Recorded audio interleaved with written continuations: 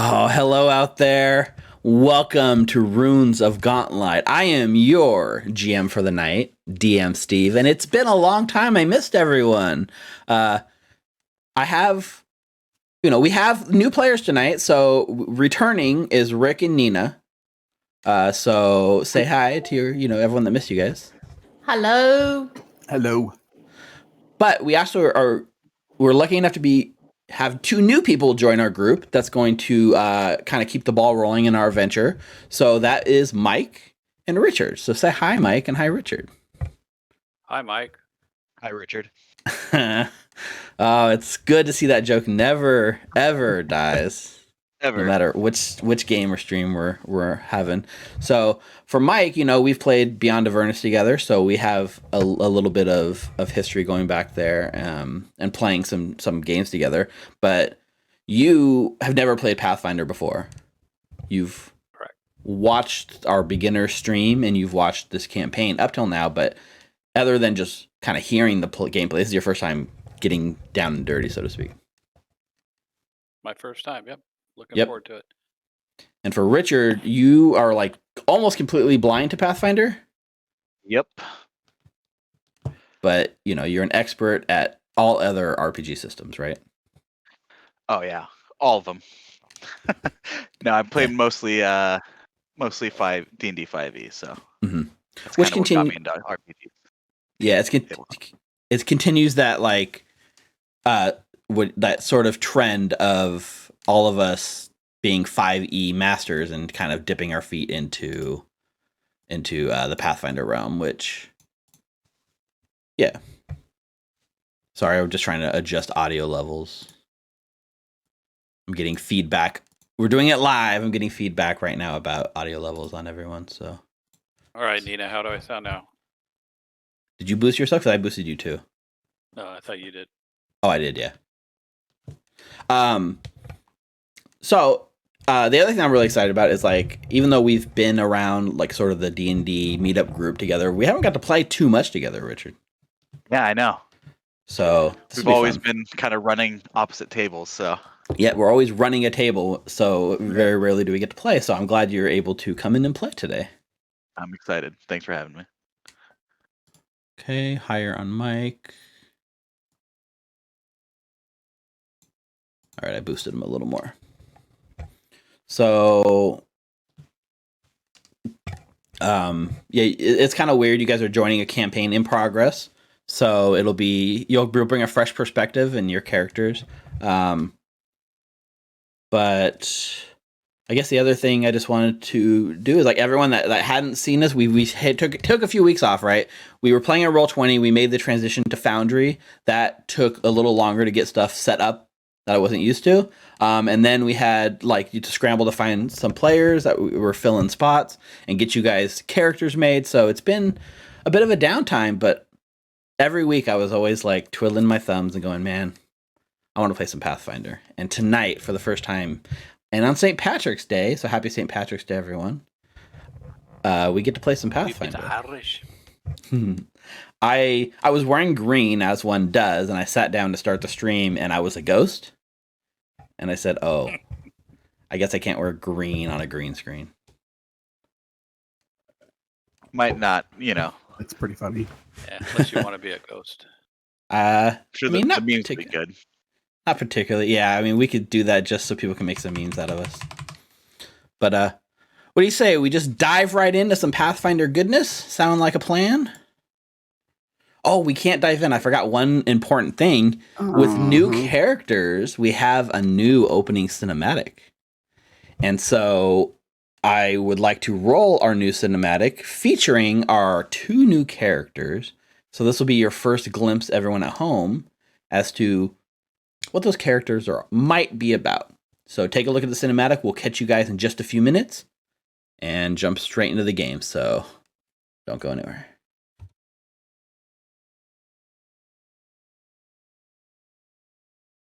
The town of Odie, with Dust in Sinister, has been fairly quiet in recent decades. Over the 400 years since its inception, the surrounding area has been the launching pad for many famous adventurers, and as a result, most of the ancient ruins have been fully explored. much of their mysteries already solved. But when the mysterious Gauntlight, an eerie landlocked lighthouse, begins to glow with a baleful light, the people of Otari suspect it's an ominous prelude to sinister events. The call goes out for a new band of heroes to save the day. Those heroes are Mukta, One's path in life may shift like the sands. You have to adapt or be buried. Halarmony Higgins, Can I play something for you?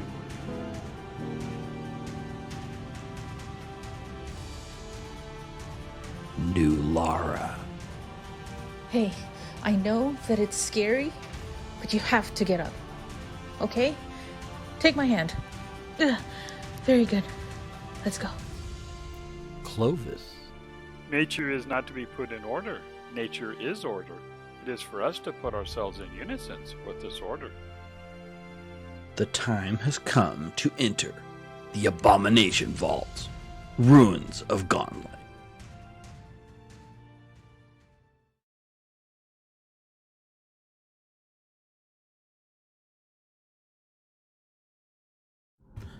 All right, we're back. Did you see the new characters? Our druid Clovis and our rogue Mukta. I'm excited. We had to do a big refresher on stealth rules because I imagine you're going to be very stealthy. And stealth rules in role-playing games can get pretty complicated pretty fast.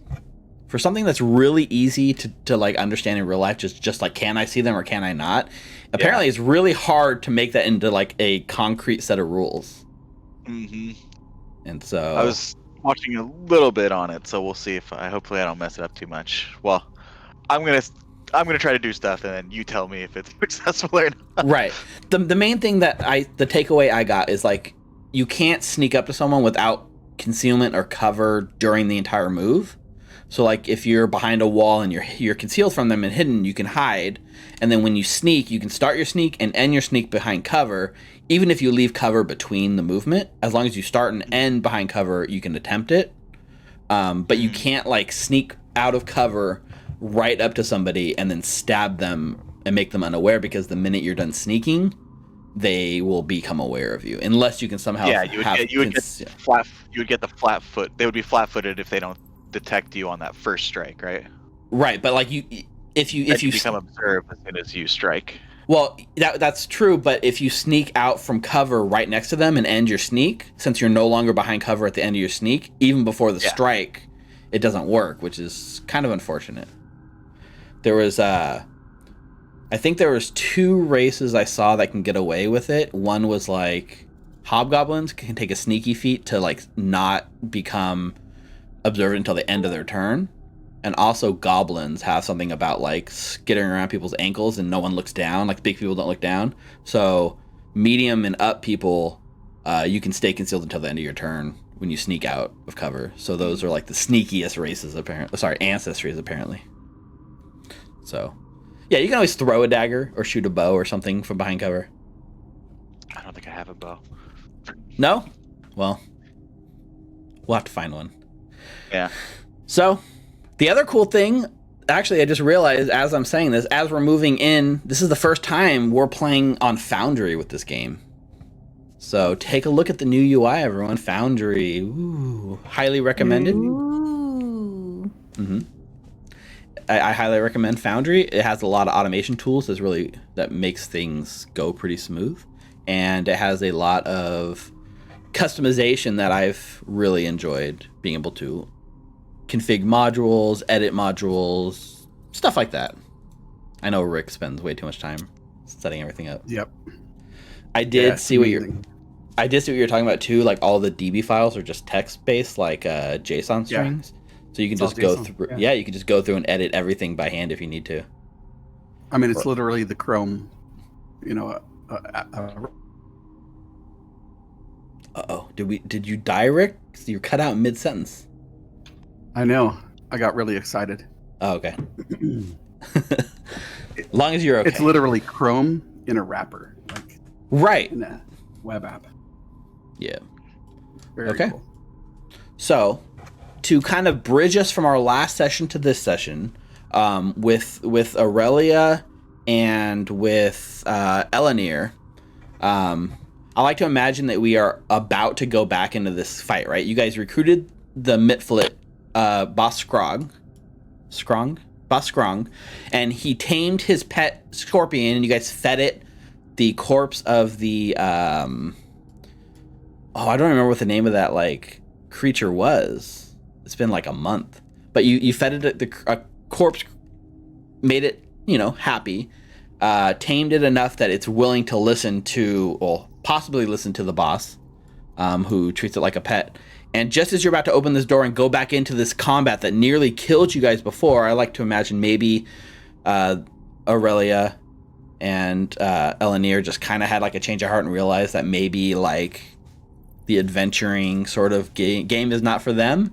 And so they decide that they are going to head back to Otari and just set up camp back there and maybe be NPCs that you guys can check in with in a future date. But as they had to, you guys had to climb into this room, right? And like use the grappling hook to get to the roof and kind of come back down. But I like to imagine now, like as you guys are working to get them back out, you see a strange sight, which is a pair of people approaching the side of the ruins that you guys are kind of crawling out of.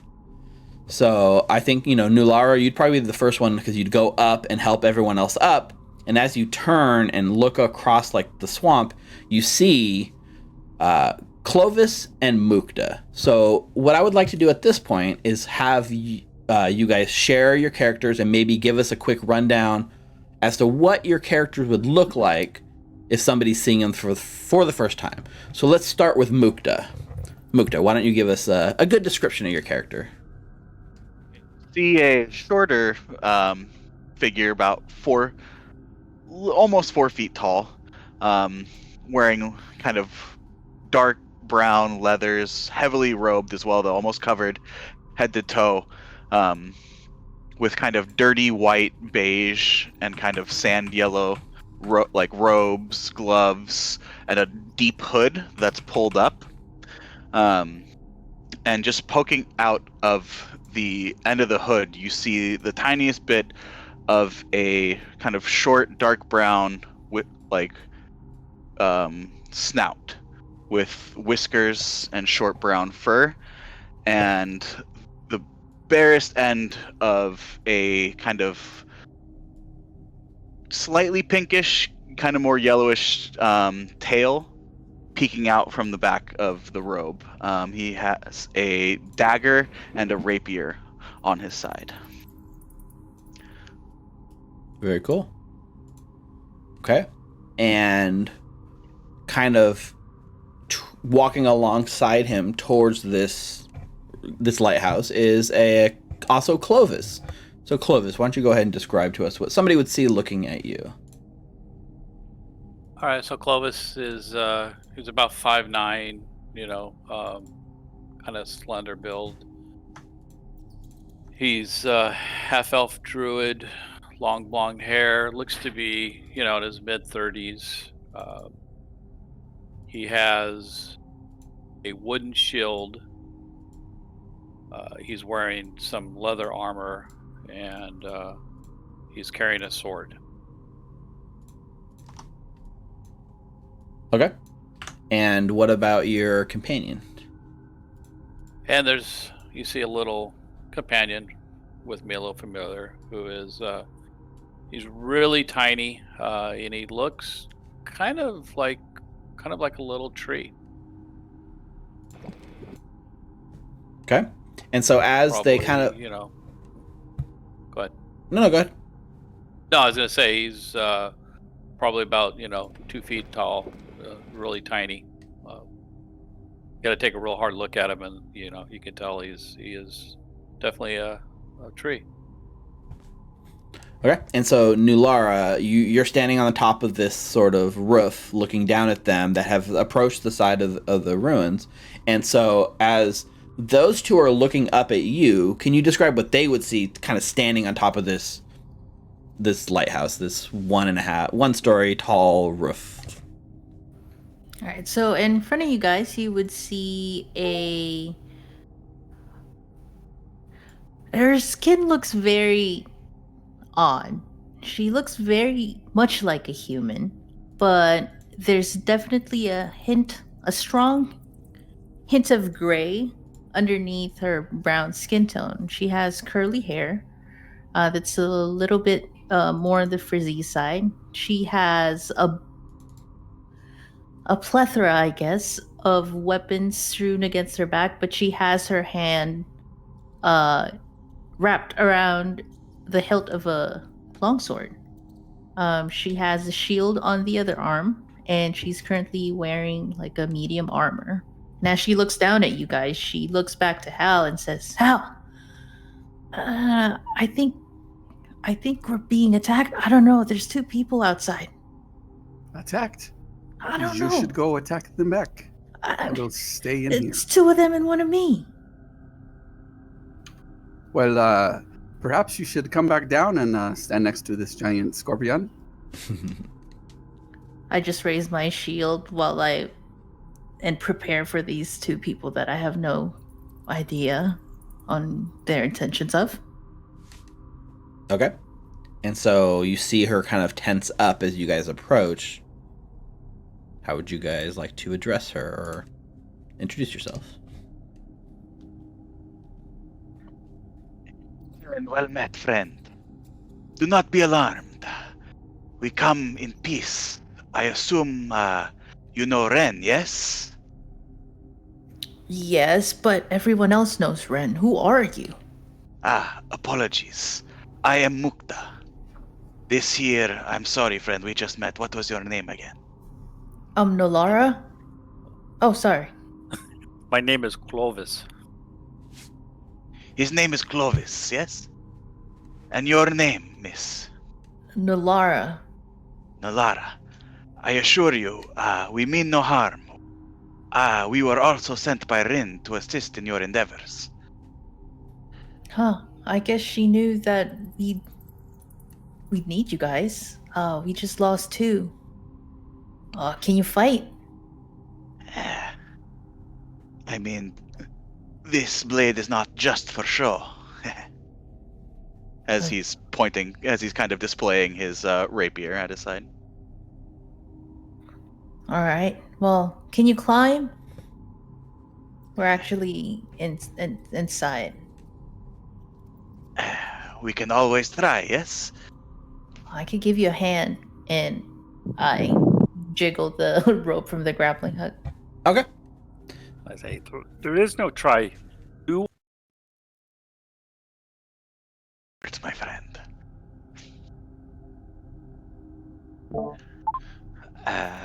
Mukta will Rope. walk forward and grab the rope and try to climb up.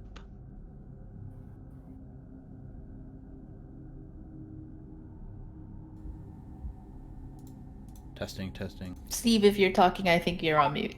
No, sorry, my we have USB to cord roll. for my my USB cord for my mic got yanked out for a second, and all my voice settings reset. My RTX and my voice mod and everything had to be reset, so I apologize.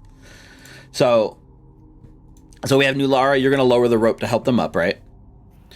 Would you like to actually use the aid action as well? Yes, please. We haven't used that since the beginner's box, right? Yeah. So in this case, you're going to assist them. It's going to be an athletics check to climb. This roof, we are looking at about a 10-foot climb. So with the rope, we're only looking at like a DC 12 for this climb. So 16. 23 is a critical success. So that means for whoever's going to take the next climb, which appears to be Mukta, you can make the check and you're going to get a +2 circumstance bonus from Nulara, critically succeeded on your help. So go ahead and make me an athletics check, Mukta. Alright. Oh no! We'll get it Welcome out to of the Pathfinder. First roll. Get help. way. Get it out of the way So before we have to fight. critical fail. So here's what happens, right? All eyes are on you. You're the new guy. Hal can even like go up to the edge where the little like arrow slits are to like watch you try to attempt this climb. This is your big moment to shine. You grab the rope and you start climbing up, and you like completely lose your grip, your footing. Something slips on the mossy sort of vines on the outside of the building, and you slip and you fall, and you do not make any progress on the climb. The good news being, since you were on the ground already, you don't actually take any fall damage. Nice. Yeah, The bad news being, every single person saw. Are you sure they're not for a show there, Mukta? This is quite embarrassing. I am not used to all this moisture in the air. It makes the rope quite slick, yes? Right, sure. Maybe, Clovis, my friend, why don't you show me how it's done? Well, I'm going to regain my I'm not- dignity in a second. I'm not a very good climber, but let me try. You literally can't do worse than what I just did. So. I can certainly try and help you. Yeah, so why don't you give me another 8 attempt and do another athletics check? Watch me get a Millar. natural one on this too. I imagine that your little Leshy, which his name is what, It'd be on my Mushi? shoulder. He's tiny, so he can just crawl up on your shoulder. So that's the 22. I said the DC was 12, so that's also another critical success. So you're going to take a +2 bonus to your roll. Okay, so +2, I got 0, and I need to get a 12. Okay. All right, 16 plus 2 is 18. So here's the Nice. thing. It's a success, but it's not a critical success. So that means you make it 5 feet up the side of the wall. And so now it's a 10-foot wall, so you're halfway up. So now you're going to have to make another check, Nulara, if you want to do another athletics to aid. This is serving two purposes. One, it's also introducing you guys to kind of like how the aid and climbing system works. And two, it's just funny, even though this isn't like life or death situation, this is still a challenge for you guys to overcome. A 12, that's a success, so that's a +1 to your attempt. Okay. Clovis. Remember, my friend, there is Oh, I fall on my ass now. do or do not. There is no try, as you said. So it's a 5 to a 6, so that's a 6, which is fail, but it's not a critical fail. So that means you don't actually slip and fall, you just don't make any progress. You're having a hard time, You're still halfway up, your hands are getting sweaty, your muscles are hurting. Keep trying. Puffing. Okay. Can she still help me? Yes. Just 5 more feet. You can practically Can you reach down grab and my hand. Ooh, yeah, you can that's just a reach down and critical grab success, this by right? the shoulder. Yeah, it's a critical Alright, bonus, so it's I going to be a got +2. Come on, +2. Give me a good roll. Yes. Yeah, 15, 17, that's enough. So you kind of dig in, climb up, Nulara reaches down, lifts you the last bit, and pulls you up on top of the roof. So you and your familiar managed to make it up onto the roof, Good job. Come on, my friend. huffing and puffing, and then you guys Appreciate the eyes look back to Mukta. All right. Is there any like thing I could kind of jump off of and try to grab the rope higher? Like a rock or a little try to jump off the wall to grab the rope a little higher? Possibly. I imagine it's probably more flavor than it is actually mechanically benefiting you. Unless you have, like, you could do, I guess you could technically do, like, a high jump to try to jump up and catch the rope. Nah, my strength's not that good anyway, so. Yeah. All right. 0 for my strength. Come on, let's get you up. Yeah, Nulara's, like, reaching down, hand out to help. Oh, You're right. It is the moisture in here. It's crazy. Okay, I need to double check something on the aid action. I think it gives me a minus, doesn't it? It does. critical failure, right? Critical failure. Okay, so failure doesn't hurt, but a critical failure gives you a -1 penalty. So you're going to have a -1 to this roll. Do or do not.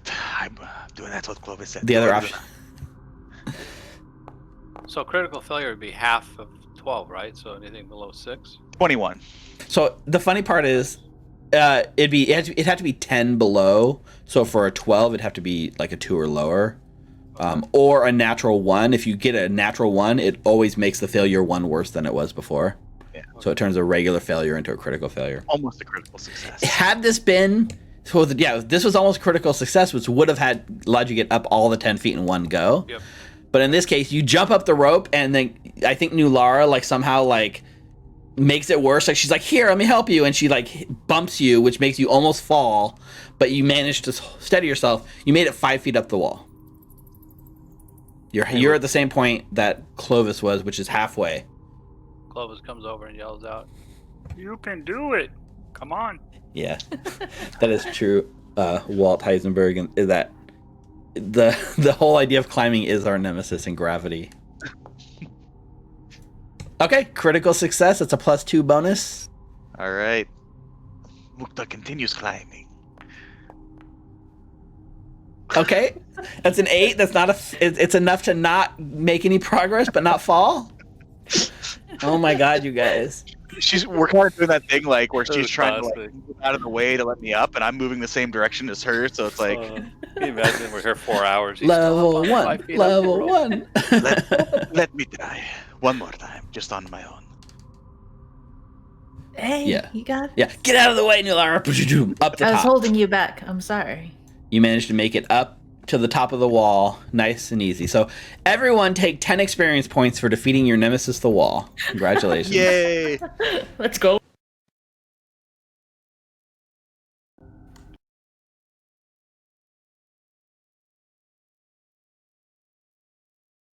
That was quite a fun adventure. I'm ready to go home. As long, We're just at the beginning. ah, Can you Oh, guys here's hear- yeah, our- sorry. I keep kicking out my stupid cable. I'm moving it. as long as there are no doors, I'm sure we will be fine. Oh, I do have to warn you though. There is a giant scorpion, but he's friendly. So, yeah, welcome to your adventure. Ah, Yeah, so you kind of crawl down into this little room and you see two things. One, a small sort of gremlin-like creature who is like sitting and like petting a giant scorpion. And when I say giant scorpion, I mean like the size of a horse, a scorpion in this room. And he seems like to be petting, and then he kind of looks up at you guys, and he almost like kind of uses the scorpion to kind of cower behind and kind of takes cover. And you just see like his little eyes peeking out over the top. But other than this gremlin with his pet scorpion, this is your first chance to get an eyeful of Halarmony. So Hal, why don't you go ahead and describe what these people are seeing for the first time? So, as you guys climb up and then jump down, you see a young man. His hair is kind of long and scraggly. He's got a little goatee. He's wearing like what was once a nice overcoat. It's a little worn. He's got a big smile on his face. He can't be more than like 20 winters old, and he looks. Oh, Nulara, I see you found some more friends. That is a good thing. Ooh, a rapier. On guard, you dirty dog. And he almost says dirty dog.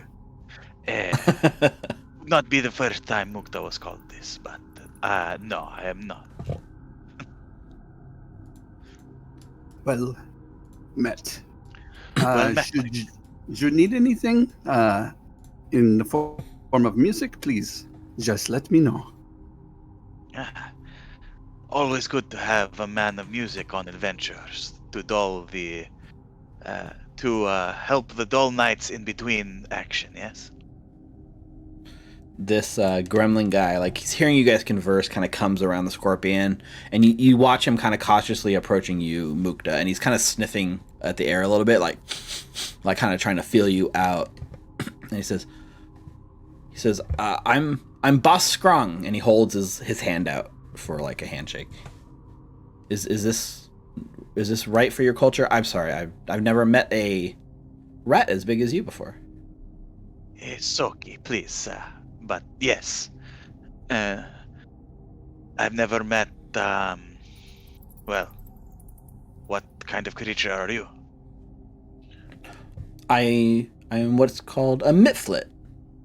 I was the boss around here. I had a whole tribe until they were murdered. Murdered? That's terrible. Who would do such a thing to all your tribe? his eyes like look from like Nulara and Hal and back. He doesn't say, and he says, "Well, it doesn't matter. I have a new family now." Yeah. That's good. One must have friends in life. Yes.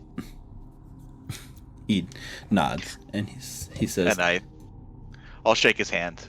Okay. But I'm like kind of almost unconsciously watching to make sure like he doesn't try to like steal anything from me, just because that's like what I do for everybody. Right. Okay.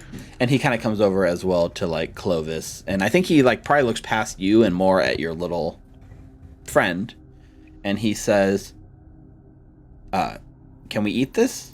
Is this a snack?" If you would like to die, you can try. He takes a step back a little bit. He is with me, so you treat him as you would me. I apologize, and he immediately scurries back to safety by the scorpion. So I did at this point want to share, because you guys hadn't seen this yet. So this is like what the lighthouse looks like that you guys are at. Okay. Oh, that's where we're at right now. We're up on the top. No, so there is a lighthouse that goes up to the top, but you guys are just like on that first level that kind of surrounds the lighthouse. Yep. Yeah, you guys kind of came up from the side and crawled up one of those and down into this room. And so like this room that you guys are in, right? The whole ceiling has like parts of it's collapsed in and fallen down and like blocked the door to the south of you guys. And so you guys have gone up on the roof and then like ferried down into this room where this Mitflit, the Scorpion, Nulara, and Hal seem to have been like waiting. But this gives you an idea of like what the area you're at currently looks like. It's in the middle of a swamp. It's this weird sort of lighthouse that just goes up into the sky. It doesn't even make sense because it's not even on the coast. It's just a lighthouse in the middle of a swamp. It's kind of creepy. I know the picture shows the glowing light, but in the daylight right now, it has yet to be seen glowing. Okay. Cool. Okay, and then there's this other picture, which I don't think I showed to anyone yet, which is basically just like a look at like what the Mitflits look like, and like kind of what you guys did is you kind of came into this thing. You kind of came in and they were at the bottom of a pit and they were just throwing darts at you. So They attacked us first. it's true. Wait, didn't you guys ambush them? You did the whole like, oh no, and ran out to draw them out so you can murder them? That's fine. History is how you write it. That's very true. Yeah, so I don't know if you guys want to catch them up on what you guys are about to do and any sort of battle plan you may have. Yes, well, like as I said, our mutual friend of ours, I believe, Rin, she knows a great many things. She said we might be of aid to people. She had recently pointed the way over to this strange lighthouse. She did not say much more than that. What is going on here? Well, just right across these doors over here, was an enemy, or a couple actually, that was very close to killing one of our previous companions. So it would really help if you guys could fight. We have Scrags. I'm sorry if I don't know. That's okay. My new name is Scrags. Yeah. We have his pet over here to help us, but they hit really hard. So far, we've just been exploring the lighthouse. Did Ren tell you that she wants to figure out what's causing the glowing that's been going on at night? Like some weird magic, or? She mentioned she wanted to know more about the lighthouse, yes, but she insisted that we be in quite a hurry, as she feared danger for you all. And as he looks over to Boss Grung, that is your pet. I thought you had your snacks walk along with you. No, I would never presume to eat this glorious steed. This is, we've been feeding it and keeping it and raising it for weeks now. back in Katapeshwara in the desert of my home, yes? His little cousins make quite the delicacy, but I have not had one that big. He kind of like shifty eyes looks at you and back at the scorpion, and he's not in any sort of position to like push back against you, so he just chooses to ignore the. And then I give a wink to Clovis. Yeah, Clovis is laughing. Maybe Yeah. we eat your companion. he responds by like climbing onto the back of the scorpion, like to ride it like a mount, and is just like looks to New Lara and Hal, and is just like, so are we still doing this? Well, if you guys don't mind, I'd actually want to sit down and maybe think of how to attack this thing, because the last time we did it, I literally just ran towards it and we almost died. What can you guys do? I see you have a rapier, Clovis. What? You have a companion with you. I know Hal, he's very capable, but I'm not sure about you guys. Well, my companion is really small. Hasn't quite grown. Don't know how much he'll help. I do have a longsword, and a few spells. Okay, you have magic, and how about you, Mukta? Well, I'm no practitioner of the arcane, but I do have some skill in avoiding sight when I wish, and well, I am trained in the matters of security and bypassing securities. And I can put this fine blade to use if need be, but I have no such magical wonders as my newfound friend here. Would you say you're more proficient or more effective up close or further away from the enemy? I can throw this small dagger, but other than that, I prefer the rapier. All right. Because Hal also has a rapier, but he just sings for us. Not that that's a bad thing, Hal. It's actually really awesome. Mm-hmm. As I said, music is a necessity of life. Huh? It's what distinguishes us from mere beasts. Okay, so, Scrag. Mhm. So maybe your pet scorpion, Mukta, and I can be the frontliners, and then Hal, you, do you even want to fight, or do you have to stay on your scorpion to control it? I controlling Pinchy Pinch will take most of my focus. I see. Okay. Well, I would love for Hal not to die, since he still has to go back to this girl.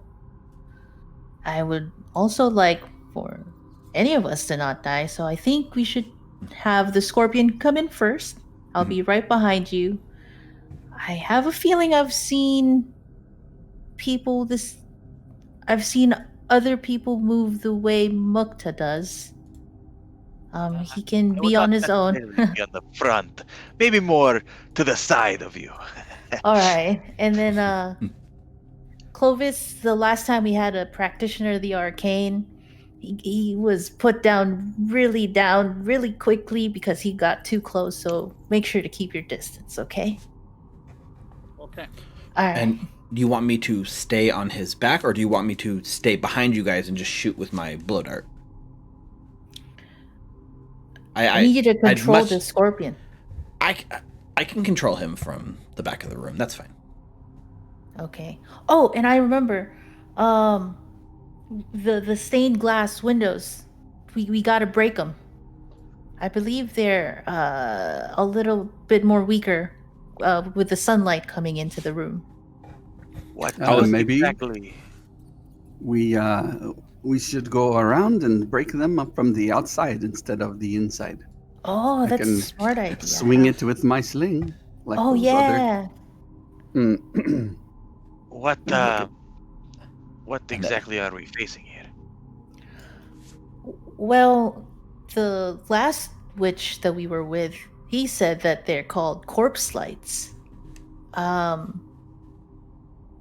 be honest, I have a really hard time remembering things right now, but I just remember that they're Corpselights and they're vulnerable to sunlight. Right. And they hurt really bad.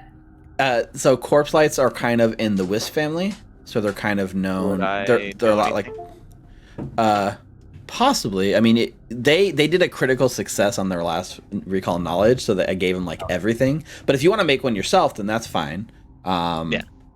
So let's see. It's gonna be a recall knowledge. If you don't have the specific lore, Wisp lore, or anything like that, which I doubt you do, it's just going to be a religion check. Okay. Recall knowledge, religion. So spirit lore wouldn't. Spirit lore. You could use spirit lore. Yeah, that'll lower the DC to an 18. All right. Another natural one. Never heard of these things. Get all those rolled out before combat. Never heard of these before in your life. But, Nular, what you remember that Elenir had researched is they are kind of in the Wisp family. The Corpselights are like a will-o'-the-wisp that actually went so far as to starve to death and then couldn't die and now hangs on to life. And basically, the wisp goes into corpses and animates the corpses and uses them to do what they want. So even though last time you guys fought they were just like skeletons, what you guys learned with your research is that it's not just skeletons, right? There's a wisp controlling the skeleton. So even after you beat the skeleton, the wisp will still be there and you have to take care of that. How many skeletons were there in there when they fought him? I remember two. Two. And like one corpse. Yeah, there's two skeletons and then there was another corpse. That was a good point. There was another corpse left in that hallway. Yeah, he was blocking our entry. And now we know there's something that's 3 plus whoever is controlling it. So I reiterate, I give all of that information to Clovis and Mukta. Yep. And you're saying breaking the lights could help. So is there a way maybe from the outside to break the windows? To get Hal is a great shot at with his sling. If we can get him around, maybe we can go through the stained glass windows. Time for a climbing montage. Oh no. No, but I think that's not Hallandar. What's his name? Halamar? Halandar. I'm just gonna call him Halarmony. Sorry, Halarmony. Halandar is different. Hey, Burnus. Can you sing really loud to break all the windows? Can you have a high pitched voice?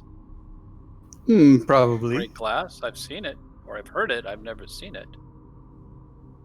That would be quite the sight to, hear. If for That'd real, be really cool. It would be really cool to try. But if you just want to do the safe route and like climb out and go out to the other side of the building and then break the glass with your sling, or and or whatever you want going before you go into the fight, I'll totally allow that. I think that's fine. I'm not even gonna make you guys. We did enough rolling. You're not gonna get an experience for this, but you can at least go around back. So would you guys like? It makes sense, right? Because they've already fought this thing, so they know that. So right. So what I'll do, if you guys want to do that, I'll move all of your tokens out here, outside the wall, like just to simulate you guys going. You guys can go ahead and walk your tokens up around the backside of the building if you'd like. I hear the river. It's not even a river; it's just like a stagnant swamp. Yeah, it's like bubbling. Swampy. I'm so glad I spent all that effort climbing up instead of you guys climbing down to meet us. Yeah. Well, we didn't come up with this plan earlier, Mukta. So you see, like now, basically, like all these windows. They're so from this side too. You can even see that they are like pretty nice, sort of stained glass windows. It is almost a shame to have to break them. So let me see. See if I can read these stained glass again.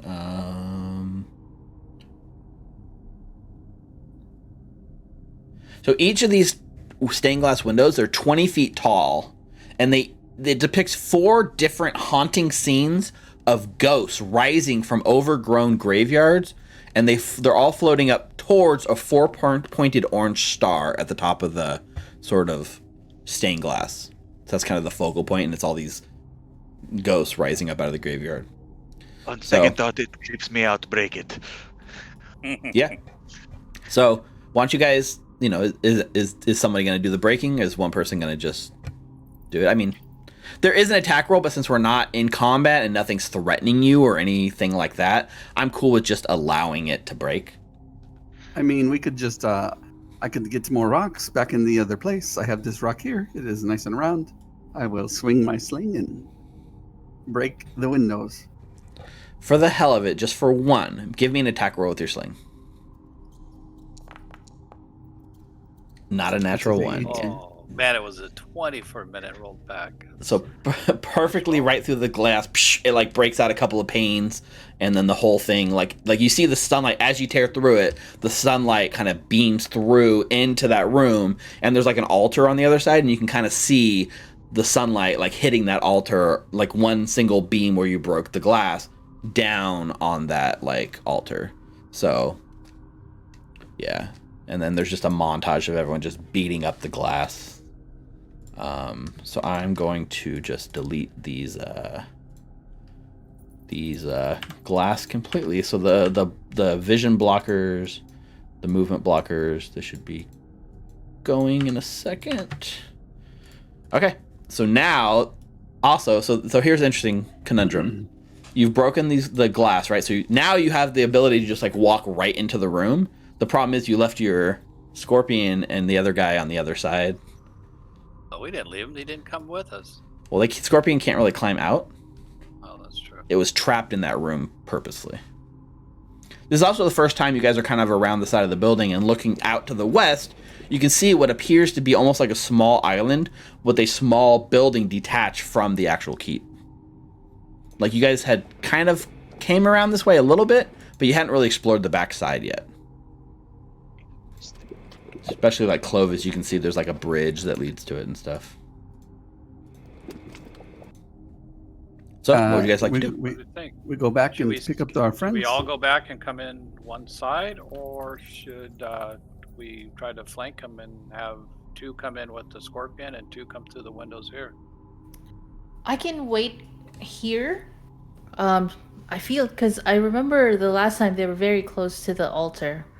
So I am much more effective closer to the enemies than having to run towards them. I'm also not a very fast runner. Once I see you guys come in with a scorpion, I can start hatching at them. But I won't start unless I see you guys inside the hallway. Maybe I will hide in this corner here with Nalara and wait for the rest of you to charge in. Okay. I will go with Music Man with the scorpion then. Okay, very good. Let us go. Ready, Music Man? You go ahead and move your tokens back to the side, and I'll drag you in. What a hike. Now they have to do the climb without Nulara. So 25 minutes later, they make the climb. As are falling asleep. I think they're dead. We should just go. I know. I'm so worried, but I haven't heard any screams. Yeah, no one even has like message or anything. So Boss Grong just sat there and watched you guys like fail your climb attempts for like an hour and 20 minutes. And he's like, is it done?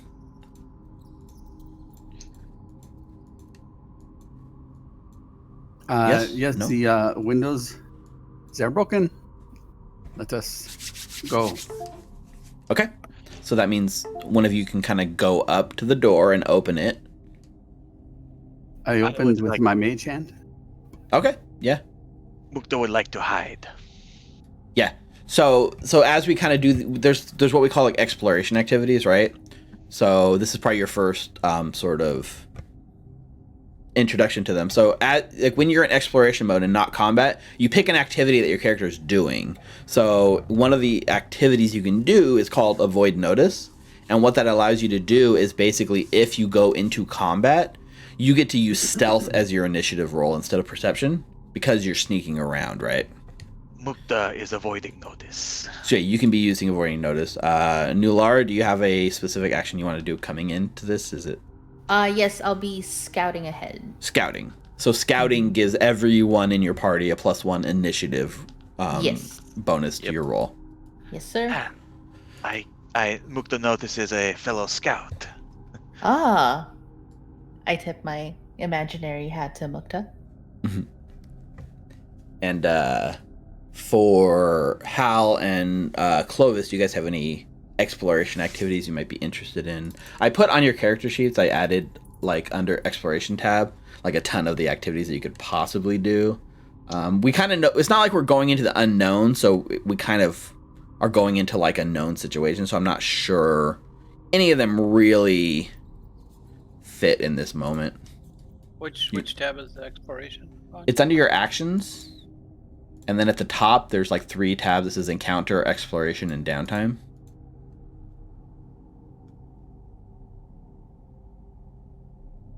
Like above your strikes and above the target is flat-footed checkbox.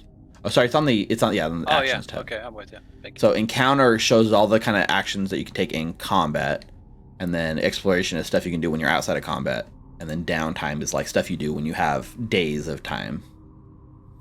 And I didn't put every single, so I put all the basic actions on your sheets, but if you have, because a lot of you guys have trained skills, which gives you access to new trained like actions, so feel free to like, you know, add those at your leisure. So Hal, you reach out with Mage Hand and open the door, so go ahead and do that. And as you like look, you know, straight down the long hallway, it's brightly lit up now, and you can see like New Lara like on the far end. Make eye contact so you guys are all kind of in sync with each other. Scrog's like, can you get the other door? This guy's kind of big. And so as this sort of combat is beginning, I'm going to actually start up a encounter. If you want to position your token where you'd like to start. For Mukta, you definitely get to come in with stealth because you're avoiding notice. With Hal and Clovis, it's your choice. You can either come in with perception or stealth if you guys are trying to do the sneaky too. So to do combat. Music, man, should we stealth in, or I think breaking the glass may have ruined that. I strum my lute. Ring. I prefer to make myself noticed making a grand entrance. Okay. I hope that's okay. Makes sense with this big scorpion. Let's do it. With Foundry, don't forget you click your token and then you right click it and you toggle that like combat state sword and shield. Yes, sir. It's been a while. So I Clovis. clicked it. Nothing's. Oh, it's. I see. toggled. Yeah. So if you want to, you can right click the combat tracker to pull it out into its own window. And yeah, you can go ahead and just click that for Mukta, right? Because you're using stealth. Make sure on your character sheet you change that initiative from perception to stealth on the drop down. Okay. I got a 9. Do we get +1 for You scouting? get plus Oh, yeah. 1 because of the scouting. I think I'll 10. have to change that. If it matters. Yeah. Does it not let you guys edit it directly? Nope. Nope. Interesting. Okay, so that would be. I don't even so, see the combat tracker. So- Oh, never mind. I see it. Yeah, if you right click it, it'll pop out into its own. So it doesn't look like it's going to make a difference, so I won't worry about updating it. If it did, I would update it. Okay. Roger that. Okay, so I have a plugin here. So as I click begin combat, it should shift the music into a combat playlist. Let's see if it works.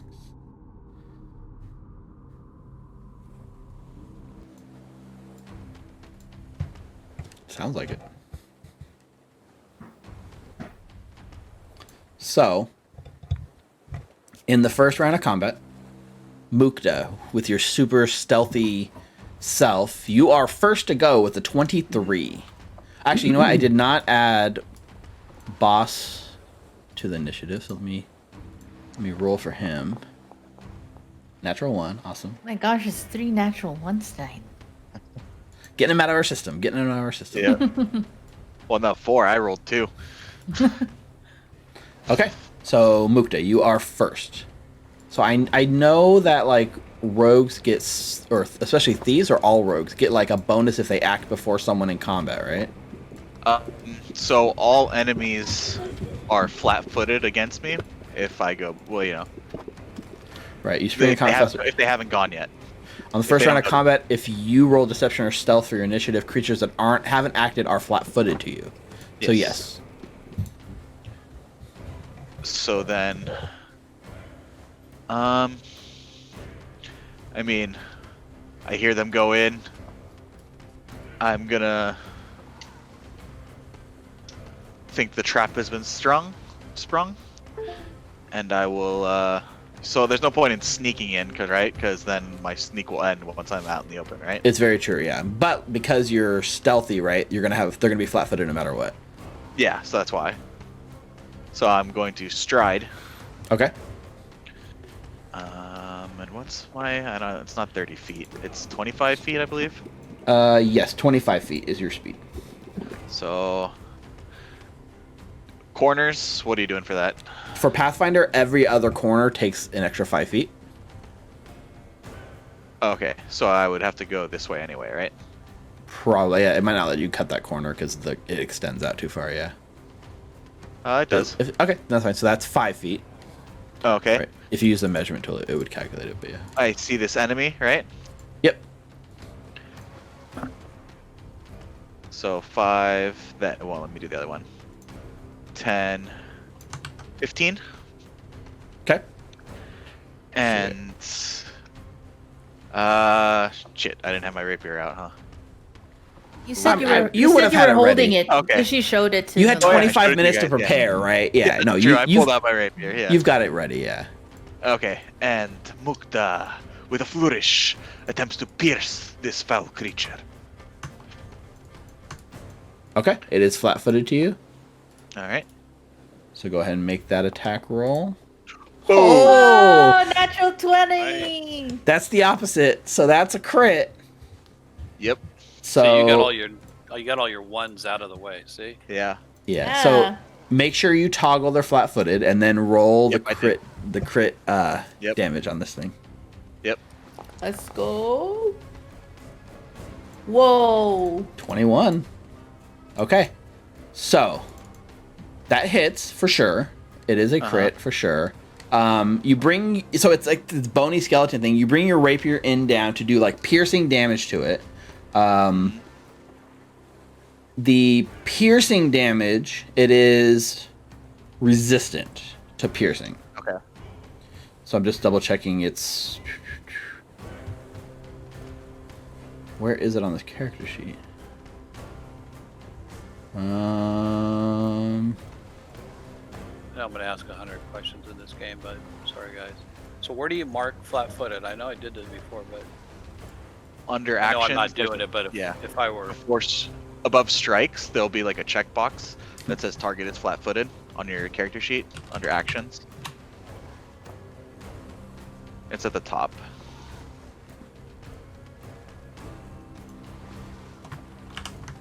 oh yeah, there it is. Thank you.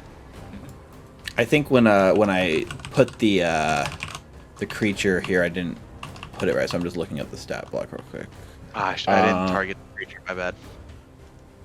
Oh, that's true. You also did not target. No, it's fine. Yeah. So they have their weaknesses. Actually, interestingly enough, they do not have, even though they're skeletons and most skeletons do, they don't have resistances. Okay. So it takes the full damage. So it goes from full to 21 damage. Oof. So I will select that and I will apply damage to that token. It instantly looks bloodied. Okay. Nice.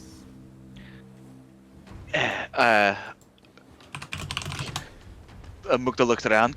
What I tell you, not just for show, huh? Okay, I hate And, to I hate to do this.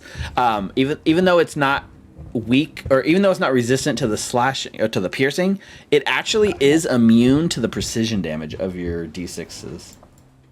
Huh. So it's So minus you only did 2 D6. precision, Yeah. so it just took 2 less than that. Cool. That's not too bad. But you notice that your sneak attack precision damage, which is its own damage type, seems to be less effective against it. But it's still like pretty much bloodied. And that was your second action. Yep.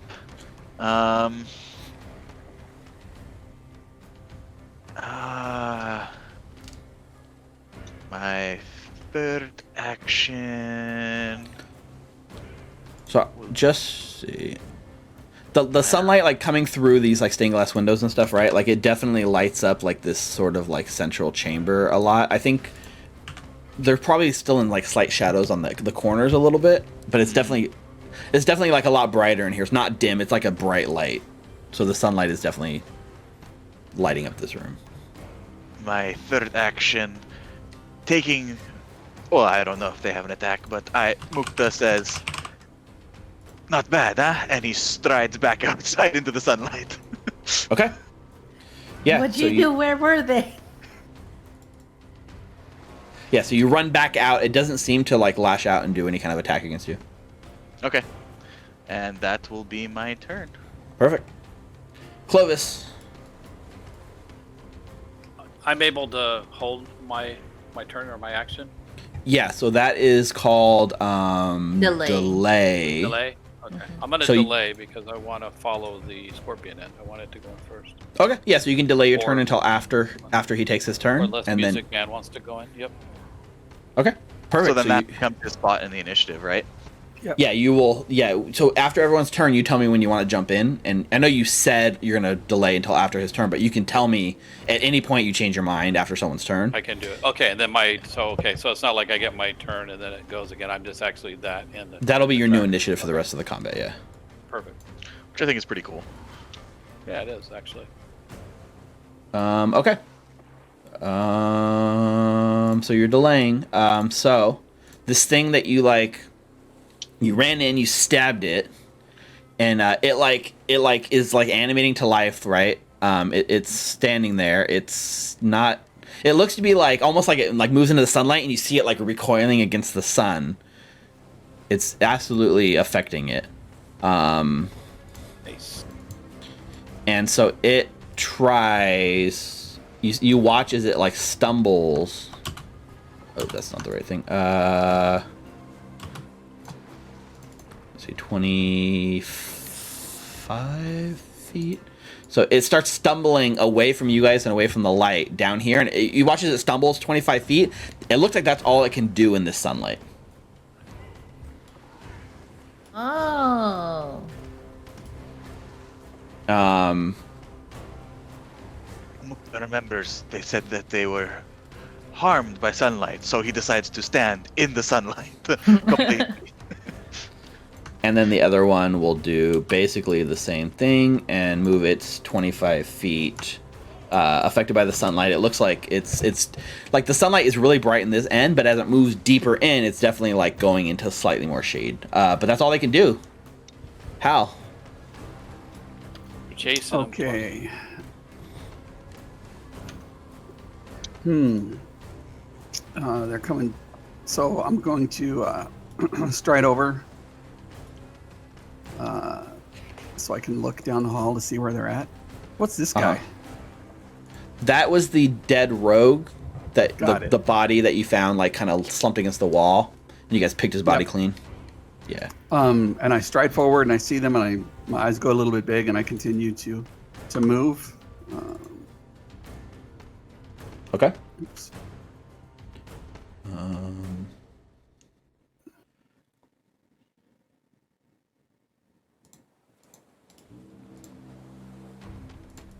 Down here. and I will use my free action to do lingering composition. Okay. Make that performance check. Performance. I wonder what happens if I just cast it. It's a good question. Let's find out. Nothing. Doesn't look like anything, so I'll go ahead and make that performance check. Okay. 18. That's a success. So it's not a critical success. So the next cantrip I play lasts 3 rounds. Okay.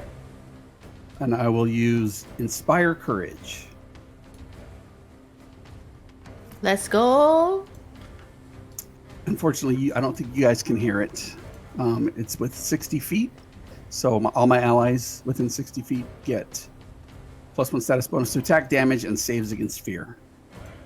So one thing you guys can do, like Clovis, on your sheet, or if you right-click your token, under the combat state, there's a little music symbol. If you toggle that to on, then that will automatically do this bonus to your checks for you. That puts like a little, what is that, an arm? Yeah, I guess so. It's a arm. Like it's a buff, right? So it's Yep. buff. Okay. Okay, so that was 2 actions. Oh, and a stride, so that was 3, right? No, that was the Inspire Courage is only 1 action. Oh, right. Perfect. And lingering composition is free. Free action. Do these guys get it too? The Scorpion they- and the guy? They do. They don't have to understand you or anything, do they? Nope. I don't make it. I just play music. Okay. Yeah. No, they're inspired. And then I will move further away. And that is my turn. Oh, sorry. I ended your turn for you. My bad. That's okay. New Lara. All right. Would I see the corpse light that's been damaged by Mukta? Yeah, this one in the middle is definitely got Okay. some cracked bones. Okay, so I will stride towards him using my 20 feet. Oh, why can't I select my token? Okay, and then hit him with my Morning Star, actually. Yep. Okay, so you got your Morning Star out. Yes, sir. So I click on him. Oh yeah, It's not yeah. popping out. Did you? There you go. Did you do the target on him? I don't think you did the target. Let's Did you? try. Yeah, I did. Like I clicked on him. You clicked the bullseye and clicked it on him. Ah, my bad. It's There you okay. go. Yeah, now I see it targeted. So a 21 hits. Okay. And for the damage, that would be 9 points of piercing damage.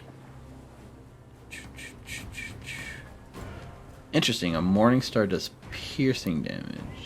I thought it would be like a bludgeoning because it's a club. It's versatile P, but I think the base is bludgeoning, right? Let me see. Let me see. Morning Star. Yeah, because it says versatile P, so you can make it piercing, but I think by default it's bludgeoning. I wonder why It says it's. versatile P. So what's the base damage type? Can be used to deal a different type of damage than listed in the damage entry. Right, let's see. Morning Star. So Morning Star is normally 1d6 bludgeoning, but you can change it to piercing if you choose. Okay. Remembering, because I literally just remembered that the corpse light is, well, Elenir said that bludgeoning damage would be deadlier to them, so I'm choosing to use the bludgeoning part of my Morning Star. Perfect. Yes. Okay. You crash into it for 9 points of damage, and with the bludgeoning, it's actually weak to bludgeoning. It's weak 5, so it takes 5 extra points of bludgeoning And then I yell out and hope that Mukta hears, "It's weak to bludgeoning!" And then for my third action, I'm going to raise my shield. Okay. You run up, smack it, and raise your shield. Yes, sir. That's the end of my turn. Okay. Go ahead and click end turn. So Boss Scrong is he's back here, so he uses 2 of his actions to command his to do the command. Let me see. It's a command. It's like a nature check, or actually, it's diplomacy. He has a special ability that lets him. Let me see. He has a special ability that lets him. I just want to make sure I don't get this wrong. He gets to use diplomacy when he talks with arthropods. So he actually has a +10 to command it. So it's not even an innate spell. It's just it's an at-will innate spell which speak with animals. Anyways, he's going to use that to command his thing. I'm just going to roll a d20 +10. And he's going to tell that scorpion to run down that hall at full speed. Oop, that was not...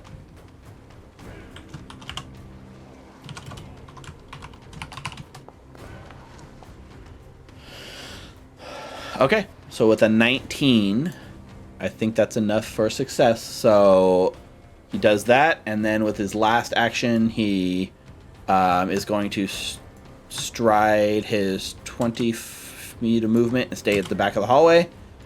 Scorpion is going to take 2 stride actions because it can't actually reach anything. It has a stride action of... Sorry, a speed of 40 feet. Oh, geez. Wow, that's a fast scorpion. Yeah, one stride. Actually, so here's the interesting thing. He can actually reach the skeleton in 1 stride. I didn't realize that. So... Let's go, my friend. Get to He does run up, and that means he is in range with this. So he can run up. He can actually command to run up and strike. So he'll run up and he'll strike. And so he's going to use his pincher to reach out and try to crush the skeleton. So 15. That was a low roll. 15 is just enough to hit, actually. Nice. Okay. So that's 11 points of slashing damage to this this skeleton. Okay. And that's its turns, and now Clovis, you've been delaying your turn until after the scorpion runs down the hallway. Yep. So it is now your turn. Oh yeah, it's damage rolls as well, right? Yep. Perfect. Attacks, damage, and saves against fear. Perfect. So that's actually 1 more damage to the skeleton.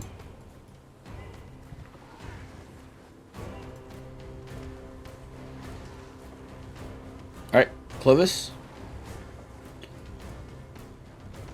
So I stride 20 feet. Okay. It's 1 action, right? And then I will go to splash acid on it. Okay.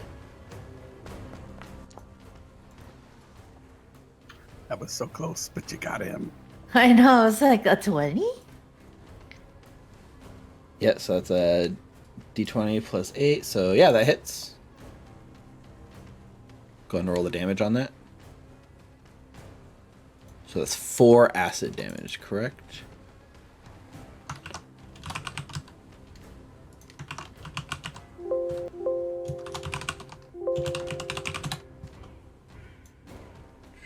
Okay. It takes the 4 damage, and that is enough to basically bloody it. No, not quite. Not quite bloody it. Okay. Is that all of your... No, that's 2, right? So it's 2 actions. Wait, that was Acid damage. Okay, yeah, acid damage. So it's 2 actions to cast the acid damage cantrip is, and 1 action to stride, Oh, right? acid damage is 2. Sorry, I was thinking that was 1. So, yep, that's my turn then. Let me Okay. open the tracker. So that's it. And yeah, that +1 damage roll, that's from your buff, right? Because by default it doesn't do plus damage. No. I believe Does that's it? from the buff. It's 1d6. On critical. Yeah, no. That's got to be. On hit, you deal 1d6 acid damage. This is +1 splash acid damage. If it's a critical. Is that only if it's a critical? My critical says the target also takes 1. Oh, that's 1 persistent acid damage. So Yeah, so on hit, you deal 1d6 acid damage +1 splash acid damage. So this is an interesting. So splash, I believe, it adds like 1 damage. Like the acid splashes and deals 1 damage to everything within 5 feet of this target. So that means the scorpion gets splashed for 1 damage. And the other corpse light behind him also gets splashed for 1 damage. And he should get 1 damage from a buff. That's a good point. Would that apply to splash damage? I guess so. It just says you and allies in the area gain +1 status bonus to attack rolls, damage rolls, and saves against fear. Yeah. It's not a. It says damage rolls, right? Because the splash damage, the splash damage isn't a roll, but the initial damage is. So I'm going to say it's just 1 splash and not 2. Yep. I'll look over to the boss. Hey, boss, sorry. Didn't mean to get the scorpion. Ah, he's tough. Don't worry. All right, back to the top of the round. Round 2, Mukta. So he should have taken 5 that round, right? The corpse light. Yeah. Yeah. He took 5. He takes the splash too. Yeah, you're right. Yep, he took 5 and the one behind it took 1. And the scorpion took 1. Yep. All right, Mukta's turn. Not sure what's going on. Mukta will, because he can't see inside. Stride 5, 10, 15, 20, 25.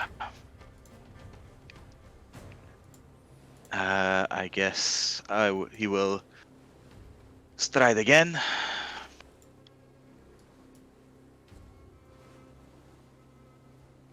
And this, which one is damaged?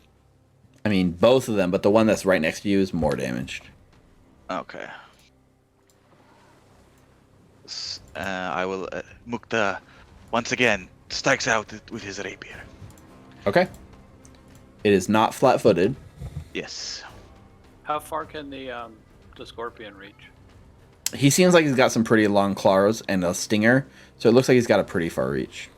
So if you're 1 square over, you get flat-footed because you'll be flanking. Would that be flanking? Oh, yeah, that's a good point, because... Yep, I watched that today. So as long as that scorpion can reach more than 5 feet, it's still considered. But here's the thing, yeah, you'd have to go to that square to make the flanking attach. But you're right, yeah, 100% right. Congratulations. Yep. Which actually takes me back. I want to remind you guys get a hero point. Everyone has a hero point. So it's kind of like inspiration in D&D where you can re-roll one thing using your hero point. And so, because you are correct on the flanking rules, Mike, take another hero point. Oh, sweet. Hey. But yes, because this scorpion has reach, he can actually threaten that skeleton, which would provide flanking. We all start with 1? You all start every session with 1. Okay. And it's use it or lose it during the session. All right. Mukta strikes out with his rapier once more at this foul creature. Yep. Ah. 16 is enough to hit.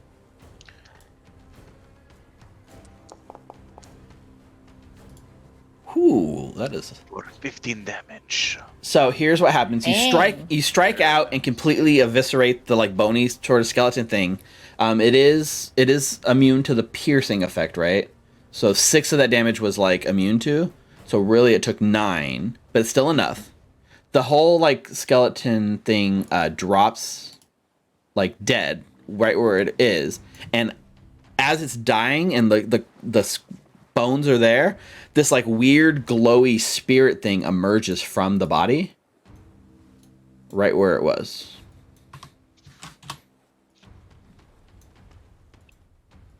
Understands why you call them Corpselights. Mukta does not like this. Okay, so that was two of your That's- actions. You still have one more action, right? No, I strided twice. You had to strike because twice. So, yep, that's my turn. Okay. Perfect. So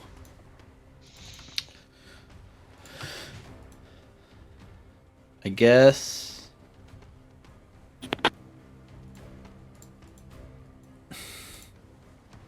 it's I mean, you can't actually do anything. I guess what it does is it starts fleeing like it flies now, right? So it like starts flying south over the top of the scorpion and stuff away from you. So that would trigger an opportunity attack from New Lara. Did you have attack of opportunity? Yes. Oh, target Yep. it. Go ahead and make that strike. Critical Oh, you dead. hit. Yes. So you swing with the Morning Star right through the glowing light of this thing, and as it tries to flee lethargically, like with the sunlight on it, it takes 14 points of damage. Now in this form, right, it does not take it's not weak to your crushing damage, but it's still enough to defeat it. So yeah. The wisp blinks out of existence and is no more. This is so much more easier than how it was the first time we saw it. Well, I was gonna say something. I was like, I'm not jinxing this until this fight's over. I was like, Yep, and so this corpse, this skeleton thing, still like just at the very edge of like the light. It's like if they can get past the scorpion, they basically get back into like shade and stuff. So it's trying its hardest. So it starts moving south, but as it does, the scorpion actually gets an opportunity attack. So it reaches out with its pincer. 16 is enough to hit. Plus, having a giant scorpion goes a long way too. It helps, you know. So it gets hit, and being hit during your opportunity attack actually like stops your movement. +1 for the singing. Oh, yeah. It's 10 points. Oh. That's a good point. It's +1 for singing. Good call. And since it's in the sunlight, it seems to not be able to do anything else. So it's like if you have opportunity attack, it's like automatic sentinel. Pretty much. I'm like 90% sure that that's the correct. It's only okay. I'm wrong. If it's a critical hit, you interrupt the movement, but that was not a critical hit, so it didn't actually stop the movement. So that was the difference. So it does get its movement. So it flees south, and it gets like right next to you, Clovis, and like where you are, you can tell like it's no longer like in the direct sunlight, but that is its turn. Hal. What's your rule on talking between characters during? Pretty much fine with it. I think we should try our best to pull it back into the light. That I'm thinking the same thing. Oops. 1, 2. Whoops. Little Forget. boss man, and your do you do scorpion that? pulled it back into the light. I got 2 if he grapples it, he can pull it back. right there. Okay. Yikes. You can see him, right?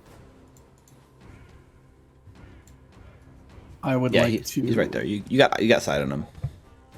He would have partial cover because of the corner, but you have eyesight. I want to use my arcane cantrip bestowed Ooh. upon me from my feat. Uh-huh. What's it called? Your adapted cantrip. Adapted cantrip and cast electric arc. Okay, so this is going to be a reflex save for the creature. Ooh. That's a 23, so it's a success, but not a critical success. So you can go ahead and roll the damage. It's going to take half. All right. Okay, so it will take, I clicked it. There it is. yeah, half damage. Gets damage for 3 damage. Actually, you inspired yourself, right? Oh, that's already it's included. Me and I rolled a 3 plus. It should be my. It should be adding my modifier. It should be based on your charisma, right? That's the +4. Yeah, 2 plus 4 plus 1 So it more. should be 1 more, right? Yep. Okay. That's everything. Okay. Go ahead and end your turn. New Lara. Okay, so for my first action, I am going to let go of my Morning Star. Okay. Second action, Clings to the ground. Clink, clink. yeah. Second action, let me select my token. I'm gonna. Oh man, I need 2 actions for this, huh? 'Cause he's 30 feet, no? Yeah. Yeah, he's 30. He's 30 feet. Yeah, he's 30. To get to like here, it's 30 feet. Yeah, but, both like- of them is 30. Yeah. Is there a way for me to jump somewhere? Yeah, dropping weapons a free action, so you still have like drawing a new weapon. Yeah, I see what you're saying. Yeah, there's no way to increase your movement by like jumping Yeah. to make it more. Okay, Yeah. but dropping a weapon is a free it's a free. action. Yeah, it's a free Okay. action to drop your weapon. Okay, got it. Okay, so I'm gonna for my first action, I'm gonna stride Okay. for 25 feet, take a step. Okay. For my second action, and then for my third action, I'm gonna grapple this skeleton right here. Perfect. Give me your athletics check. I believe it's athletics. It is athletics. Yes, grapple Okay. It's your athletics versus against the target's fortitude DC. Yeah, come Okay. on, let's go. Gotta save Clovis. Yep. You grapple it. Okay, perfect. And then I tell Clovis, run away! Or get far away from him. And then that's the end of my turn. Okay. Yeah, so the boss is going to try to do the same thing. He's going to command the scorpion to listen to him. Ooh. That is not good. What does it need to make for it to listen? I believe the base DC is like a 15. I need to look up. Let me see. Command. Oh, action. Probably not going to attack us. If it critically, yeah, no, it doesn't. So let me see. Command in animal. Okay, so We'll get to eat it if it does. Yeah. so all that means is it does nothing. So it doesn't critically fail. It doesn't misbehave. It didn't critically fail. It didn't misbehave. It didn't get scared. It just doesn't listen. So he's like yelling at, go get it, Pinchy Pinchy, and the scorpion is like distracted by something and just like I'm staying here in the sunlight. I feel like the scorpion's smarter and realize there's 2 allies blocking his path. Right? Yeah. Well, he's got a reach. He could like shoot that's his like true. pincher over the top of you guys. But it does not work. And then boss is like, fine, I'll do it myself. And with his third action, he like blows his blow dart like at the scorpion.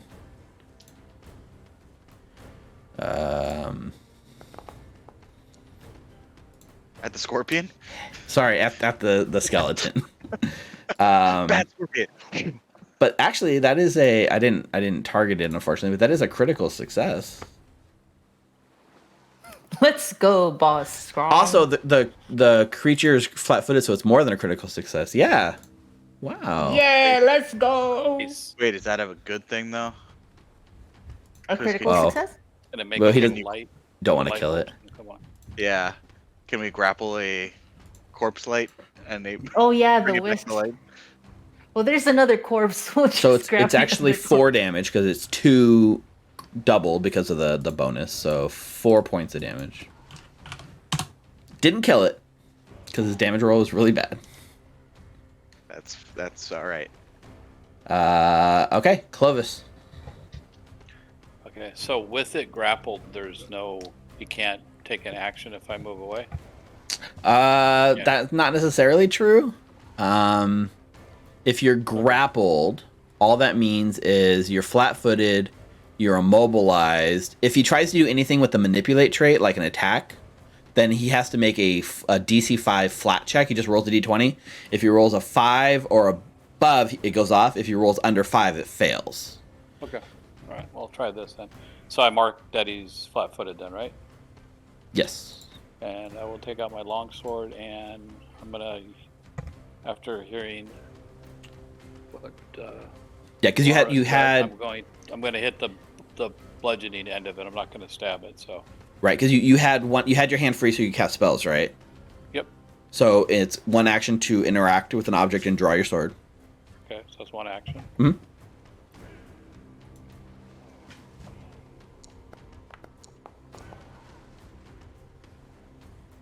Holy shit, that's horrible. Yeah.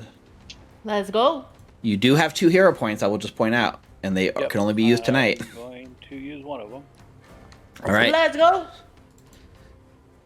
You can do it. You can track your hero points on the top of your character sheet, I believe. Yep, I am. Yep, I just trying to figure. I actually clicked the wrong one and trying to. Yeah. So left click. Okay, Got it. so go ahead and make the attack roll again. Come on. Hey. Better. Oh, let's go. Yeah, Hit? so that's a hit. Wow, max damage 8, too. 9.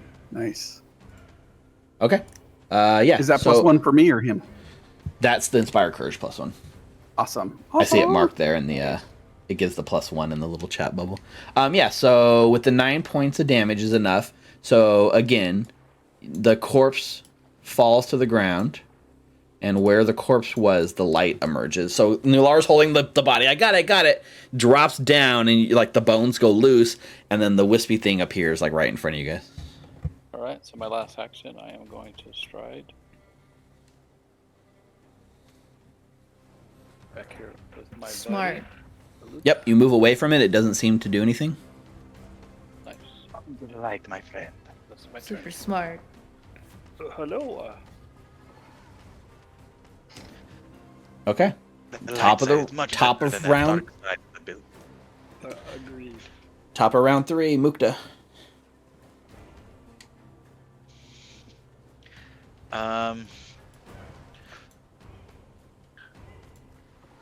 Let's see. Friends, why don't we all make our way back to the light, yes? And I'm going to... Oh, why isn't it? Stride. And hide. Okay. Go ahead and make that stealth roll. Alright.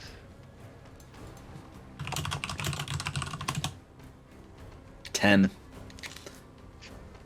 Maybe it's the crunching glass beneath your feet or the bright light on you, but yeah, I mean, you feel like you're pretty well hidden. Technically, the stealth rolls are And- secret, so you wouldn't even know the result, but I let you roll them when I feel like it's... So, rather than delaying, are you able to hold a specific action? Like, if the light comes by me, I will attack it with my rapier, that kind of thing? You can, but holding an action takes 2 actions. Takes 2 actions? Okay, that's the end of my turn then. Yeah, I'm pretty sure that's... You know what? I'm gonna use my hero point. Let's go. Okay. and I'm going to stealth again. Go for it. Watch me get lower. Oh yeah. Hey. Much better. Okay. All right. So you start with third action. Turn. Okay. Perfect. Nope, that's my turn. All right. So this giant floating light, it begins floating this way, and it floats past you, Nulara. Now you're not holding a weapon. You can either punch it or bash it with your shield. I'll try to punch it. Yeah. Okay. Punch a ghost. Make that unarmed Yeah, strike. punch a ghost. Oh, hang on. Let's go. Let me punch the ghost. So they're going, Get it.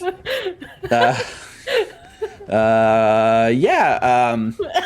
Nulara, how would you like to do this? Jesus, nice. Let's go. Surprised that it was literally dissolved. Just flying out of my fingertips. I instinctively punch it as it goes out and yell out, "It's trying to come to the other corpse," and then just be so surprised when it dies after my punch. Make the damage roll. I want to see what the damage would be. Okay. A critical punch. Wow.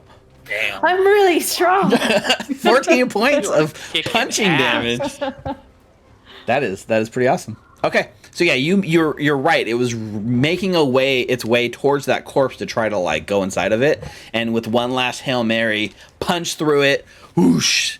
The whole corpse light goes away, and we are out of combat. Nice. We would have had to fight something else. And you guys are successfully. You successfully completed the combat. Congratulations, guys! Experience Woo! points. No one almost died. So, two things. First of all, sunlight makes these things clumsy too and stunned too. Whoa. So that means they lose 2 actions every turn when they're in direct sunlight, as well as having like a -2 to all its dexterous stuff. So that was That a made big key. difference from the last Nice. fight on. Yeah, because they couldn't. Mhm. I mean, They get 1 action on the turn, which would they used to run out of the sunlight, right? Instead of like, Yeah. We Yeah. were- Good strategic strategy. it was, on how we got 'em. it one shot. It could one shot us. Oh, yeah. Shot us. Yeah. that like light thing it does, where it like does that cone that takes 3 actions. So Yeah. when it's in sunlight, it can't do it. Okay, Yeah, so these. breaking those out and kind of coming at them from 2 different angles, I think definitely Yeah. worked out. Okay, so these things are worth. Let me see. They're level 2, so they're party level. So you guys earn 120 experience for that fight Ooh. each. Yeah. Oh my. So 240. No, sorry, 120 each character, but 120 experience total Oh, Yeah, okay. for each character. per character. Got it. We Got should it. all be at 670 then, right? that's what I got. Yep. That's what I got. Okay, and I know it's 8:45, so we went a little past our break time, but I was glad to do this combat. It's good to see you guys come back with different tactics, not just going in blind, researching your foe and coming in and exploiting its weaknesses, and having a giant scorpion ally that didn't. Yeah. Let's not giant underplay that. scorpion really You helped. guys hear a whisper. Ukta's still hiding. Did anything cool happen? Clovis, I cannot I speak. punched a ghost. Come out. You can So join 2 us. things. We're gonna take a 10-minute break. So we're gonna take our break, 10 minutes. Also, Nulara, for getting a critical success punch to defeat the ghost at the last minute, take a hero point because that was cool. Yeah. I did a Let's one go. punch man. Yep. There you go. Okay, so Woman. 10 minutes. You guys are home. Don't go anywhere. We're going to stretch our legs, refill our water. We'll be right back on Ruins of Gauntlight. See you soon.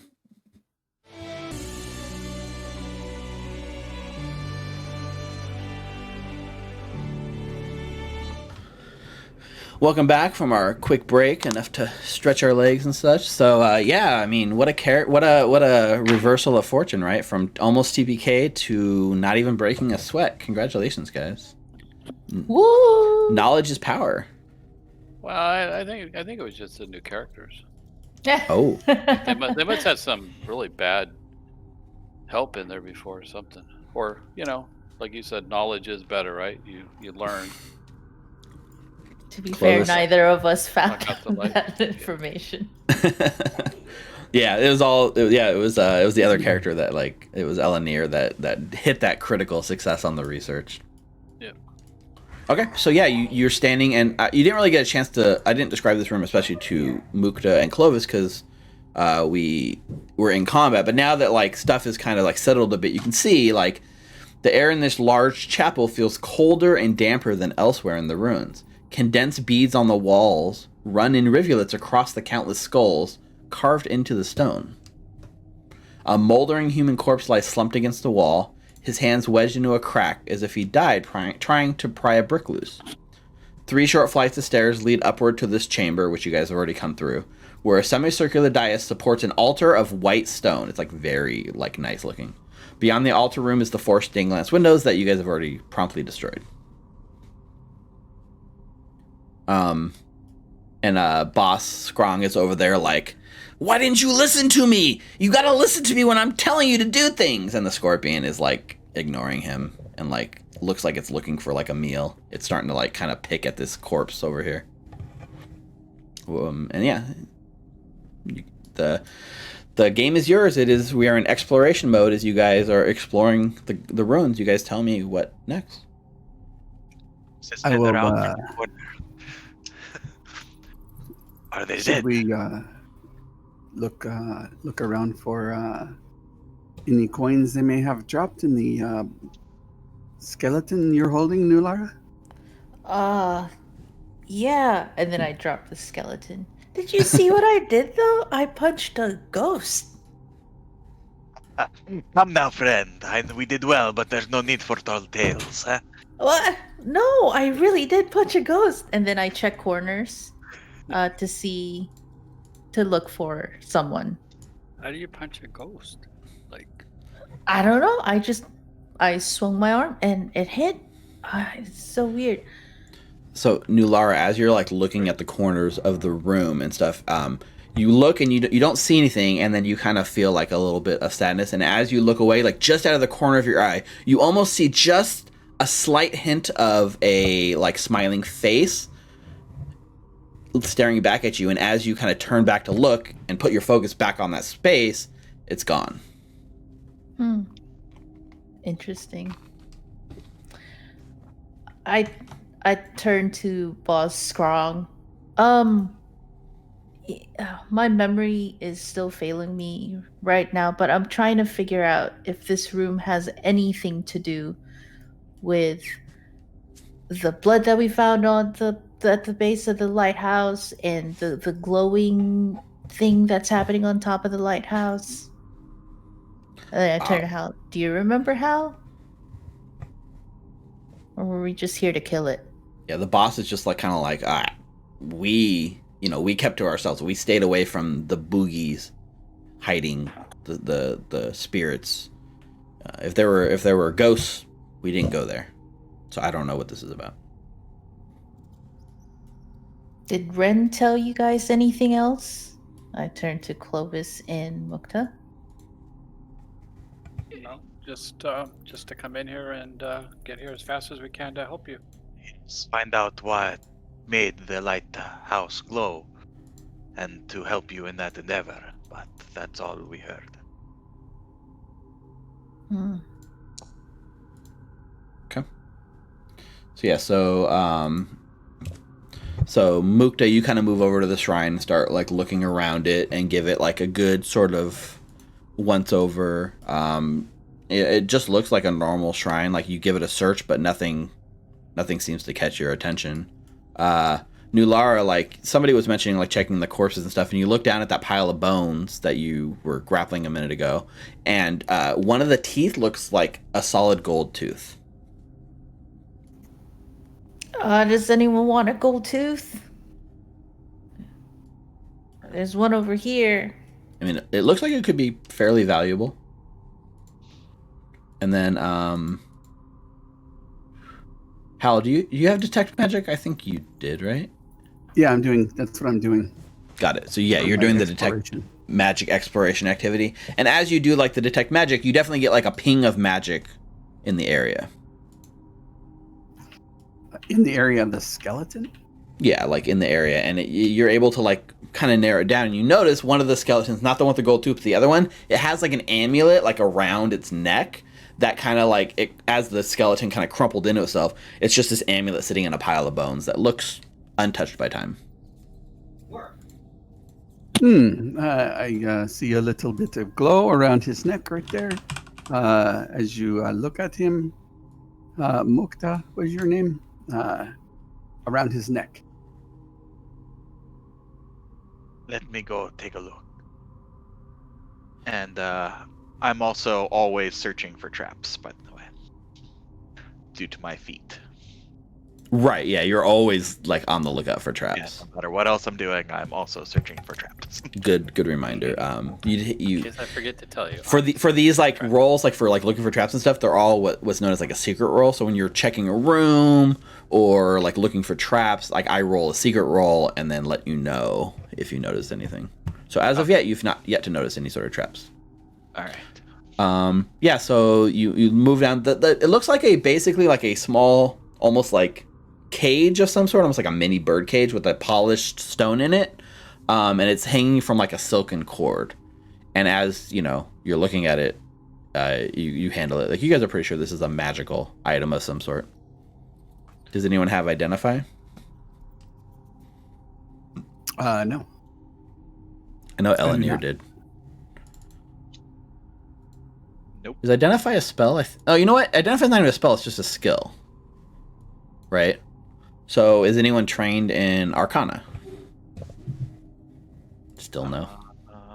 Let me double check. Nope, that's the one I didn't pick because I thought we had casters. I was like, I'm not a caster. I don't need it. I'm trained in Arcana. Oh, you are trained in Arcana. Perfect. So you can try to. So there is a trained action for Arcana, right? I'm just looking at what it is. It's identify magic. So for like arcane magic, it'd be like Arcana, and for like nature magic, it'd be nature. But in this case, it could be Arcana or religion, I think. So, let's see. Yeah. So you look at this, and you are pretty sure that it takes 10 minutes of this to do it, right?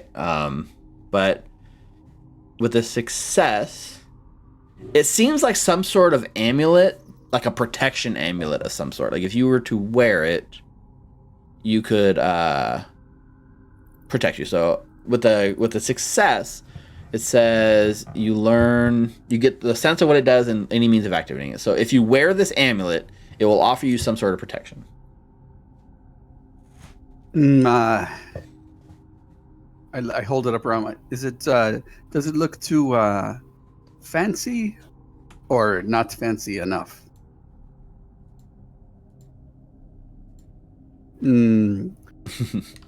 It will help you not to take as many blows. Maybe Nulara, you should wear this since you will be clearly in the front, grabbing on skeletons and other things. And punching ghosts, right? I did though. Of course. So whoever wants to add this, because I got to tell you basically what the item is in order for you to add it to your character sheet. It's a channel protection amulet. Ooh. So what it does is, if you wear it and you are alive, it gives you it gives you resistance 5 to the harm spell. Oh. And if you're undead, it gives you resistance 5 to the heal spell. Oh.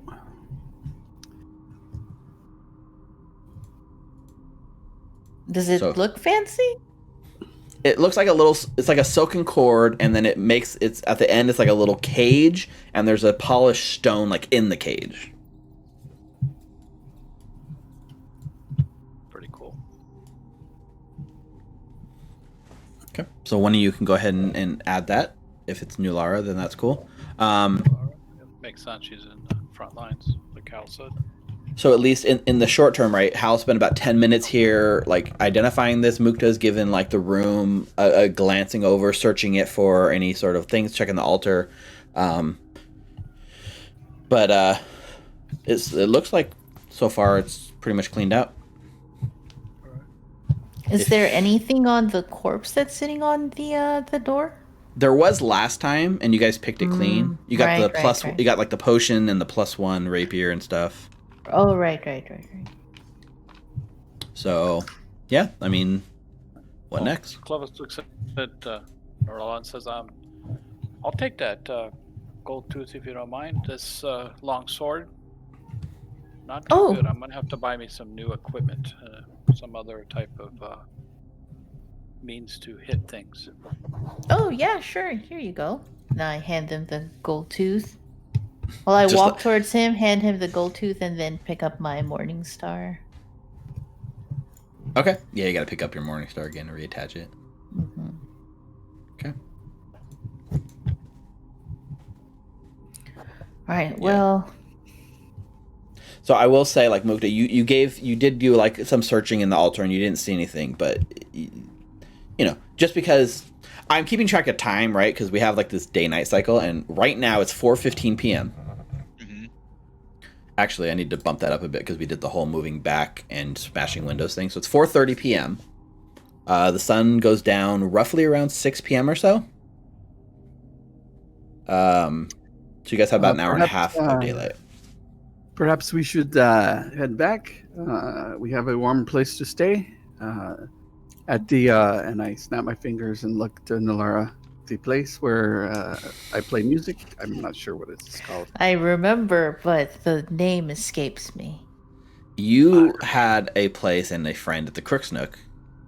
You're staying at the Crook's Nook as well, as am I. Yes, Mera is a known acquaintance of mine. Aurelia had set you guys up kind of like a small base of operations at the Crow's Cast, though. So I'm not sure which one you're talking about. Crow's Cast. I had a room at the Crook's Nook. I feel a little at home there, but if you have another base that you go to, I'm more than happy. Oh, were you able to hear? Hal was playing there yesterday, actually. I just arrived. I came with a merchant caravan, doing a friend a favor, but I have some time to spend in this town, and I decided to stay a little longer. But I unfortunately missed the opportunity to hear your music, Halmar. Well, of course, you want to come down there, save yourself some copper on the room, and listen to some music. Spend some time with new friends always sounds like a good idea, huh? The other thing to remember, like last time you guys came, you came like in the morning and spent the whole day here. And what Rin has suggested is maybe sticking around until after sundown to see if anything changes. Which is why you guys came in late afternoon. Right. So if you want to go back now, you know, you can, but just remember that part of the goal was to come here at night and see, like, what's up. Well, I reiterate that, and then I say, maybe we could observe the lighthouse from a safe distance when it's dark. From a distance. That sounds like a good idea. All right. Something in this room changes at night, though. Oh, that too. We could do Although that. This does kind of give me the creeps. Understandable. We were fighting ghosts. Yeah. I think It's alright, if another one shows up, you'll just punch it, huh? Yes, and I will show you that I could. Yeah, like part of her like words, I believe, were specifically like the spirits and ghosts that they tend to follow like a lunar cycle, and they kind of go with the moon. So some ghosts and spirits are more restless at night. So she thought it would be good to check it out, at least. So she wants us to go there when there are more ghosts. She did not mention this to me when she told me. What did she tell you? Or me either. Just to help out some adventurers, she had asked to go check out the lighthouse. But she said there was not a lot of time, so... And she was also very vague when she was telling us this mission. Yeah, that's... Nothing about Ren's Ren tends to be the vague and mysterious type, but she's an interesting woman with interesting goods. So I'd like to take this time and refocus Okay. to get my focus point back. Yeah, no problems. So you can refocus 10 minutes of like getting in tune with playing my music. Mm-hmm. Yep, no problem. So are we going to stay inside or go out and observe the lighthouse from outside? So because Hal's going to take another 10 minutes to play his thing and refocus, there is ample time if somebody else wants to check the area. Maybe if somebody else wants to let me know they're searching, I can do another roll for somebody else. Is it dark now? It's not quite. The sun is still up. It's about it's going to be about 4:45 by the time we're done with this sort of like chunk of time.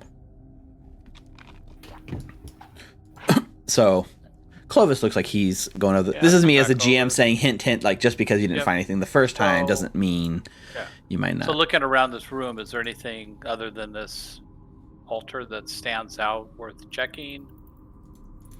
Okay. So if you're answer that, right?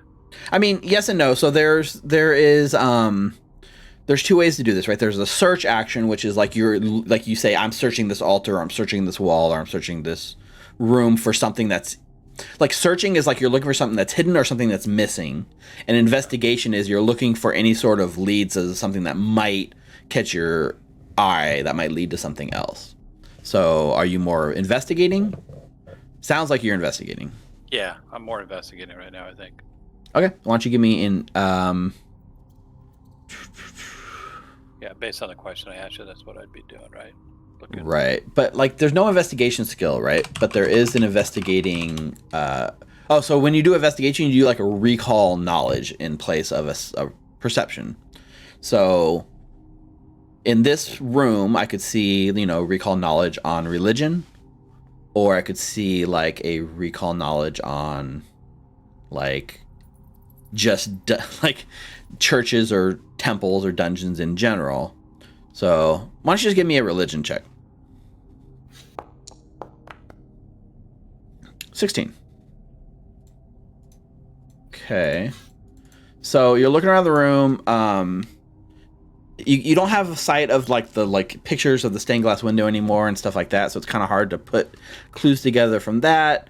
The room is fairly bare. But yeah, other than this like altar in the middle of the room, nothing stands out to you that would help you maybe find anything that you're missing. All right. So then can I do my seek on the altar? Yeah, you want to spend some more time like searching. Yep. Because you spent about like 10 or 15 minutes like investigating the room while Hal's refocusing. So what I would say is instead of you doing like jumping ahead to the altar, that would give like New Lara and Mukta a chance to like maybe search or do something else in that time. Yeah. I know New Lara doesn't have a shield to repair for once, so that's always good. So what would New Lara and Mukta like to do while Clovis is walking around for like 10 minutes just looking for clues, and Hal's getting in touch with his music? Have I noticed that corpse that New Lara saw, like with the hand trying to grab the brick? Yeah, I mean it's pretty obvious that it's there. Actually, I didn't do the map right, but like where he's laying, there's like a secret door that's open, and it was hidden, but like where he is and he's reaching in, it's like open, and he's kind of like pushed away from it a little bit, so your eye goes that way to like an open, already discovered by the group earlier secret door. Already discovered. They opened it. It was secret before. They opened it, and they've left it open when they fled earlier. Oh, Mukta is always interested in secret doors, whether they've already been opened or not. So it's more of a professional sort of thing. Mm-hmm. Yeah, you can go ahead and move that way. Excuse me, boss. Yeah, it's like a secret door, and you kind of go in. It's like this small hallway that leads to like another secret door, but the other side looks looks closed. But as you investigate it, like you're pretty sure you can just push it open. I'm also making sure there's no traps. Always. Always looking for traps. Yes. Yes. It is not locked. I'm now closed in here. You close yourself in the secret passageway. It was trapped. You trapped yourself. Are you all right there? Laura, you've been on that side of the door before? Yeah. What's over there? Me, I am on the other side of this door. Well, I just wanna make sure there's Can no you really ghosts on not other open the side door, that you though? walk in No, into. I haven't there tried isn't yet. any Okay, ghosts over just there. wanted to make sure you weren't really stuck. Okay, it was just Find out, a brother, shtick. before you walk into a ghost and have to punch it. No, the ghosts were inside this room. That is where we ran away. Yes. Let me know when you are done, Hal Harmony, and I will see what is going on with this door, huh? So if you ran away, you didn't take time to search that room? Well, I was in here a bit longer than the rest of the group. They ran forward and then they ran away. And those guys that you hugged, they came and they opened their mouths and these blue lights came around me, but I didn't feel much. And then we walked out and closed the door. Boss, if you close this door on me one more time, I'm going to eat your pet. Yeah. Oh, remember how earlier, while we were shattering the glass, we saw that there was actually another, I don't know, island?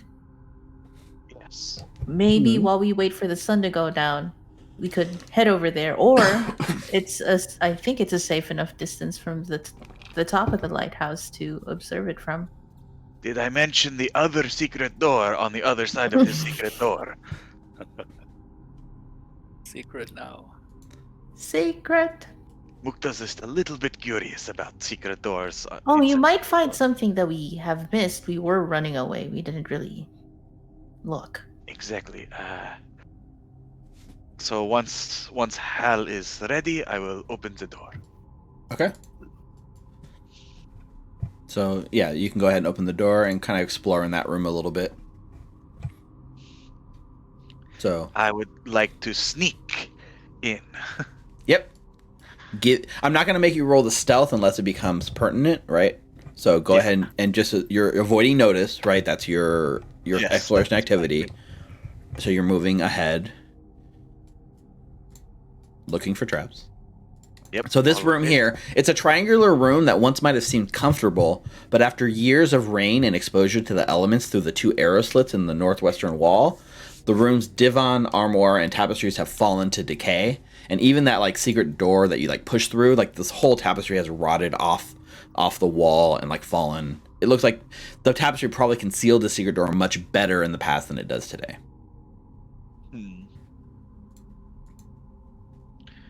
Clovis, are you abandoning your search of the altar to come explore with Mukta? Oh, I thought you said that there wasn't enough time. So. Well, this is what Mukta was doing while you were investigating that room. Got you. Okay, So if you still want to follow up and do the search on the altar, you can. Yep, I will. So Mukta, If I can get back in the room, I'm now stuck between the. okay. So yeah, so you move into this room, sneaking, right, and nothing seems to jump out to get you, Mukta, right? Nothing jumps out, nothing gets you. Do you want to take a minute to like search this room and give it like a thorough once over, or do you want to keep moving? No, because the rest of the party is still in there. Mukta would spend them once he's kind of crept in and nothing like immediately tried to kill him. He'll take the time to give it a good once over. Okay. Yeah. So this search is probably going on around the same time that Clovis was investigating earlier, and you give it a good once over, and you don't find anything of interest over your like 10 or so minutes. All right. And about this time, like Hal's done refocusing. Is this another door here on this? It is, and it's open. Oh, okay. So if you move your token, you can kind of like peek your head around and look in. Yeah, I see. I'm just peeking though. Yep, you're just looking secretly. So Clovis, if you want to spend the next chunk of time like searching the altar. Yeah, I know everybody's looked at it. I'm just seeing if there's any Okay, so I'll give that would open something or Yep. I'm gonna roll a secret perception check for you to see if you find anything. So you also go over. You're like, well, Mukta doesn't know what he's talking about. You give it a good look for anything that he might have missed, and you also find nothing.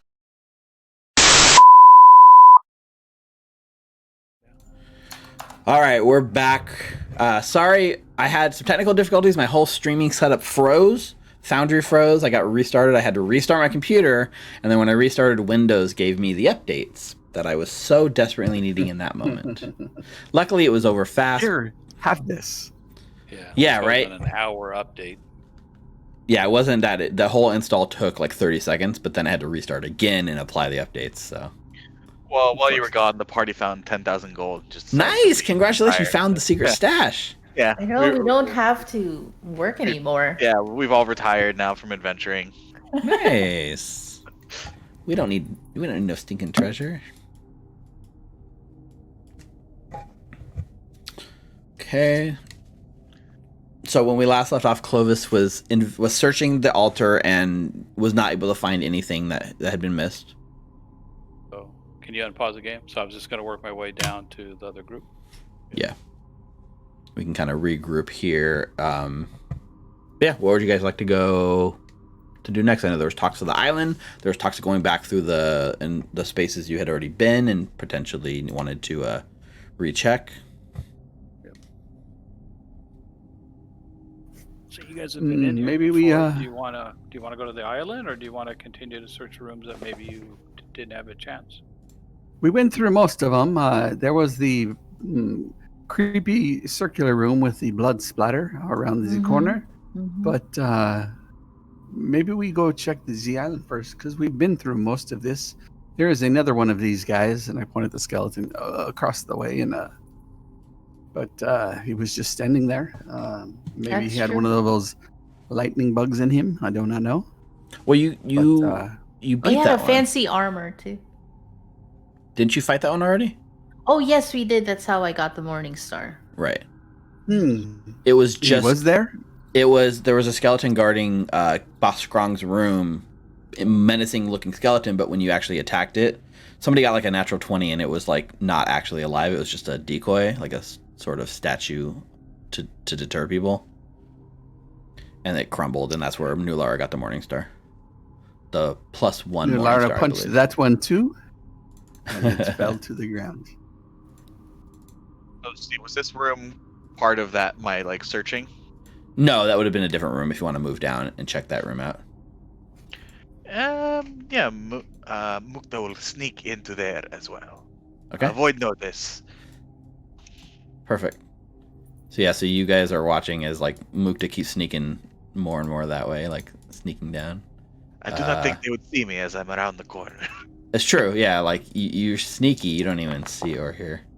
So yeah, so you move down to that room. So like searching is like kind of like a time thing. It takes time. It's not just like a glancing around the room.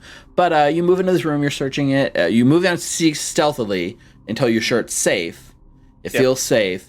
You begin taking a minute to search. The ceiling has collapsed in the southwest corner of this room. The walls bear several shelves, but the books and papers once kept here have rotted to ruin long ago, as have the desk and chair in an alcove to the northeast. And so you kind of like spend some time looking through the rooms. The number one thing you find is like right here is an almost closed but not fully closed door that looks like it was a secret door at one point. Well, 2 secret doors past the group is Mukta's limit, so Mukta will return and tell of the third. Yeah. So you guys are yeah. So at that point, you guys are kind of planning on your next move, and then you go to like find Mukta, and he was missing, and he just pops up around the corner. Ah, Surprise! I thought you were a ghost.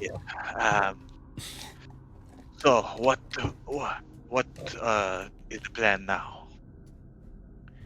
well, as Halarmony said earlier, we could give you a rundown of what we found, but the island is very new, to me at least. So we could all check that out while we wait for the night to settle. We have an hour and a half before dark. That's a good idea. Let's go. Yeah. So we check out the other island? With the time you guys have spent like searching these rooms and doing all this stuff, it's closer to 5 p.m. now, so it's about an hour before sunset. Got an hour. through these doors down, there's past a little bit of muck and decay. There is another secret door that has been revealed through the decay of time. If our search on the other side of the island proves fruitless, we can investigate this other door, perhaps. Oh, Or- yes. If you'd like, we could search the door now. I don't know Where if you is- guys remember that door.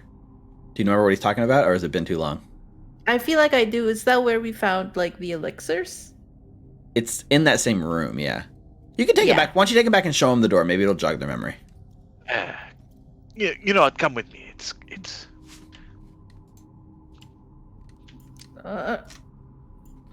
I'm stuck. Hmm. Oh, That there is- you go. That's a trap door. It's a real. You gotta squeeze. This door The here. game. Oh, Game this pause one. for me. Huh. Can I look to see if this has been open? It's like recently opened, or It looks like it's been recently opened, yeah. And Nulara, when you see it, you remember that when you guys were in this room, I think it was Elenir had found like a shelf that like triggered a secret door that popped open.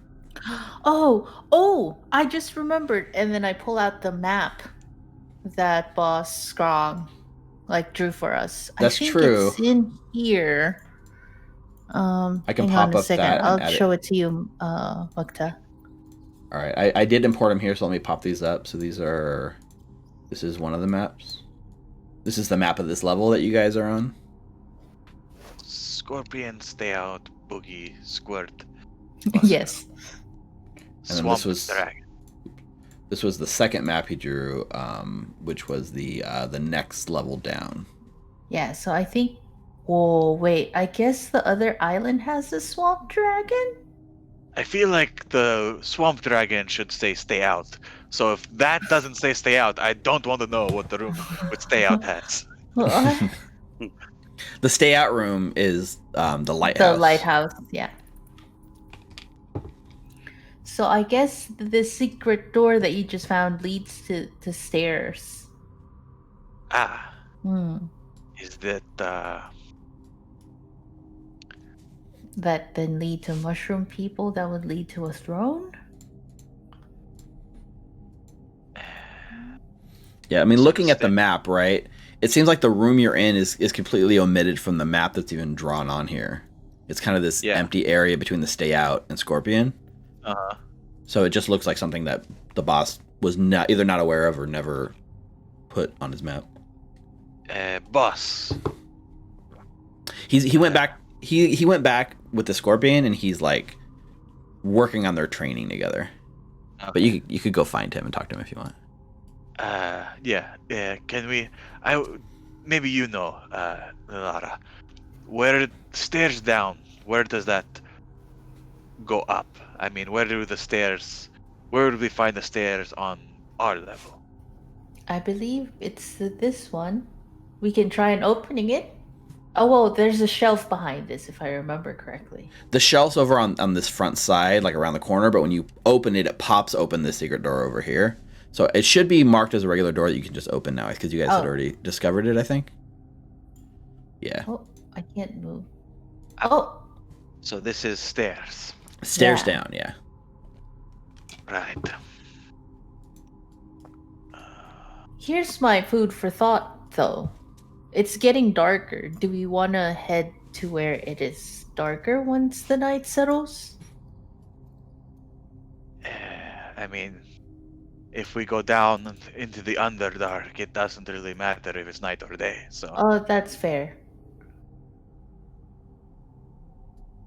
We could definitely bring it up to the rest of the group. But also the lighthouse. yes, Yeah.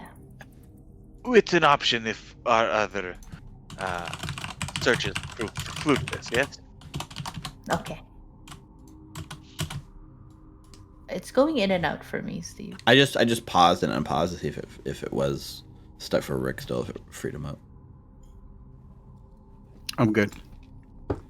Okay. I'm good. Perfect. So, hello, my little friend. Hello. There Mukta is. found something. Well, apparently you all had already found it. You've taken most of my fun and found all the secret doors. I kid. But there are stairs that apparently go down. Do we want to go down yet? I mean, do we want to go down, my little rat friend, round and round? Very funny. Of course. You know what? Now that I look at this map, Swamp Dragon definitely sounds more dangerous than down. I mean, So like I said, I really want to know what's in the room. Stay out, if that's not the swamp dragon. Yeah, so also to be clear, because it's this hand-drawn map, but Boss, he did explain this to you, like, the Swamp Dragon, if you look on the second map, the Swamp Dragon layers underground, one level down, but the arrow he points to is basically like a cave entrance that you can go down into the Swamp Dragon's lair. So where he points the arrow in, you kind of go there, and you can find a way down to the Swamp Dragon. And what he explained to you guys was like when him and his people had to flee to the surface, they fled through the Swamp Dragon's lair when it was out hunting, came up, and then went into the ruins. So that's like the extent of his knowledge. They got up and down through that Swamp Dragon entrance. Swamp dragon would have quite a bit of interesting treasures, I imagine. I feel so too. How would we know if the sun goes down? If we're under the ground. That's true. Why don't we search that other island first? See what we find. If the sun goes down, if nothing happens, then we go down. It sounds good. Yep, that works. To the other island. Yeah, go ahead and move your tokens whichever way you guys would like to go to get there. If that's through the stained glass window. Oh yeah, huh? You Crunch, broke it. crunch, crunch, crunch. Yeah. Ow. Boss, Correct. because Boss had agreed to help you guys like fight the skeletons and stuff, and he's upheld like sort of his end of the bargain. So he's going to stay back out of harm's way because, you know, he was the deal was you'll let him kind of live if he helps you guys, you know, defeat the skeletons. Thank you, boss friend. So he's still on friendly terms with you. He still plans to hang out here and kind of lair here, but he's not going to tag along. Bridge For the look in good shape like the other one? Yeah, so you look across the last one was like definitely like in trouble. So you give this one like a once over, and especially like with the trap finding of Mukta, like looking for traps. But this one looks actually pretty steady and not tampered. It doesn't look like it's falling apart. Seems pretty sure. It's a low wooden bridge that spans a watery gap between the larger island and a smaller one. A single-story building sits among the thick reeds growing on the smaller island. As well, there seems to be some kind of weird little house building, like a small. You can see like a boat kind of tied to a dock. The dock over down there looks really bad. The boat looks fresh, and it leads to some sort of boathouse or something. So there's this boathouse, and then there's this sort of small, detached building across the bridge. Shall we go across? No? Okay. I go. Yeah, it holds your weight, no problem. Oh, Mukta, a door. I'm talking with Clo. That little boss creature proved to be quite useful. I hope maybe one day we can find the scoundrels who killed his tribe. Yeah. About that. There's a door. Ah, door. Great. Yeah, why don't you give me a perception check, Mukta, as you see the door? Because I imagine doors and you like start getting a little finger happy. Yep. Where are you? Oh, it's on my main. Duh. Perception. Oops. 14. Yeah, I mean, you give it a search. It does not appear to be trapped in any way. It doesn't even appear to be locked. So you kind of peer in the lock, give it a little feeling. The door doesn't feel trapped or locked. I'm going to take out my lockpicks and make a show of unlocking the door. Okay. I would like to open it with the mage hand. All right. Yeah, so you pull out the mage hand and try to like push the door open as he's like trying to pick the lock, right? Your mage hand pushes the door, like pulls the handle and does it. It doesn't, like the handle like turns, but it doesn't open. Oh. Much to your surprise, Mukta. As I said, I must unlock this door. As you're feeling and watching the mage hand, it almost feels like not locked, but stuck in some way.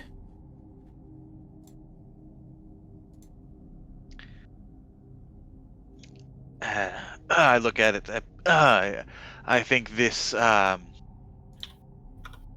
not require my more skilled and delicate applications. I think, Nulara, it might use your touch. Think of it as a ghost, huh? Sure. Maybe you can take it apart like you took apart the other barricade. Do I have that, or is you want that... to disassemble the door instead of like like shoulder charging it? I will. Are you trained in crafting? Actually, like, let me, because I think that's Val. Hang on. Val was that? Yeah, I think if I remember right. I don't even know if you were trained.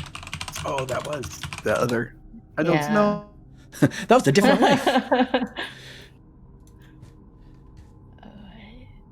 Wait. Crafting. Where do I see that? I can't find it. It's under your skills on the skills page. Skills, crafting, second column, second one down. Oh no, I'm untrained. Okay, so repair, craft. Yeah, so if you're like, you probably wouldn't be trained enough to like take this door apart like quietly because you're not trained in crafting. It would require someone that was trained in a way to do this sneakily. Okay. I mean, if I thought you were going to punch it, but if you want to take it apart, I can try. Yeah, we wouldn't want to alert anyone else.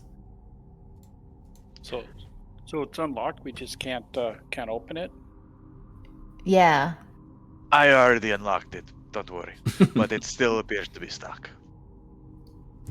Yeah, Can so you? the reason this is coming up is because in another sort of beginner's box, they like took something apart forcefully and it was loud and alerted everything in the area. So that kind of drilled into this idea of if you want to be sneaky, maybe you should take it apart, like finesse and not like shoulder charge it, right? So I will attempt to take it apart very sneakily. Yeah, it's just a lot longer time spend to like take it apart in a quiet sort of manner. If you shoulder charge it, it's like boom, it's in. You're gonna have to take the time to sit here and take it apart like piece by piece, nice and quietly. So if you want to take the time to do that, that's fine. Just go ahead and roll me your crafting check. If that's what the group wants, Mukta will do it. Good luck, my friends. Let me cast a spell on you. Ooh. Not the cheese trap spell, but some guidance. Guidance it is. How does guidance work in You get a plus Pathfinder? 1. Just a +1 circumstance bonus? Okay. Go ahead and give me that crafting check. Plus 1 status bonus. Status bonus. Can two of us cast guidance? So because of the way that bonuses work, because it's a status bonus, you can only benefit from one status bonus at a time. Okay. All right. So you wouldn't be able to stack it. If you give them a circumstance bonus, like using the aid action, but somebody else would have to make the same crafting roll just to aid. Yep. But you can do it for his next check because he's immune to mine for 1 hour after this. Yeah, if I am not able to take it apart, I could use your guidance. Okay, go ahead and make that crafting roll. Jeez. Oh boy, change that dice. So Perhaps already you should changed. change the color again and make change the it like color. shiny. So Yeah. you're able. So it's not so much the problem with taking the door apart is just doing it in like a sneaky sort of way. So you start dismantling the wood planks and stuff, and like doing it. And I think at one point, about like when the door's like mostly like open, you kind of like the frame like shifts and it's no longer stuck in the frame. Whatever the sort of pressure and weight that was holding it there kind of catches you off guard as the door gives, and like one of like the little like planks of wood falls inwards as the door creaks open and kind of makes a loud sort of echoing noise in the otherwise quiet room. So the door does open for you, but it's not quiet. And so what happens here is immediately two things happen. One, this glowing light appears in the middle of the room. A glowing, ghostly light just appears and starts swirling around. It looks very similar to the sort of corpselights you guys just slayed. And you hear a... one second. Yeah, so you hear like a, "Ooh, I am Spooky Wisp. You must retrieve my treasure or I will destroy you." But as you're seeing this and your heart skips a beat for just a second, two things become apparent. One, this is very obviously not a ghost and not a wisp. It's nothing more than a dancing light spell made to look like a wisp. And secondly, in the back of the room, trying its best to hide, is a tiny sprite-like creature crouching under the desk, peering at you, making the voice and the lights like appear in the room. That's what you see, Mukta. See this? Nalura,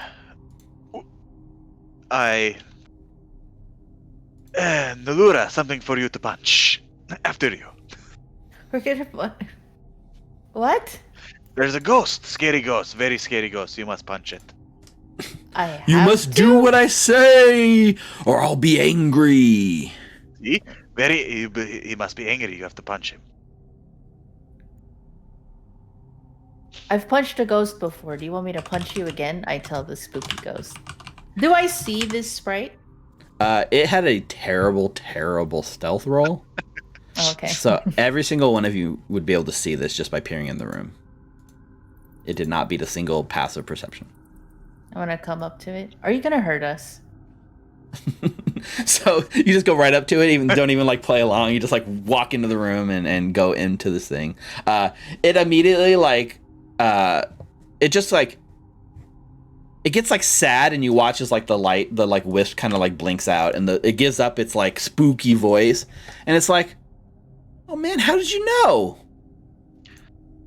And it crawls out, kind of humbled, and I'm looking for a sort of I had a handout for this thing, and I can't find it. But you can see the token, right? It's this like tangled mess of like large blonde hair, green grass skirt. It's like it's a brownie. It's safe, you guys. Clovis, Harmony. Nalura, you're no fun. Listen, little one. I, cast. for one, was very, very frightened. Huh? Dancing lights. You want to do your dancing lights? Yeah. I am scary too. Make no. make a deception check and see if you can do a better job than, because it was doing two things. One, it was doing dancing lights, but two, it was also using ventriloquism to like speak in less echoey voice. But it rolled terrible on its attempt.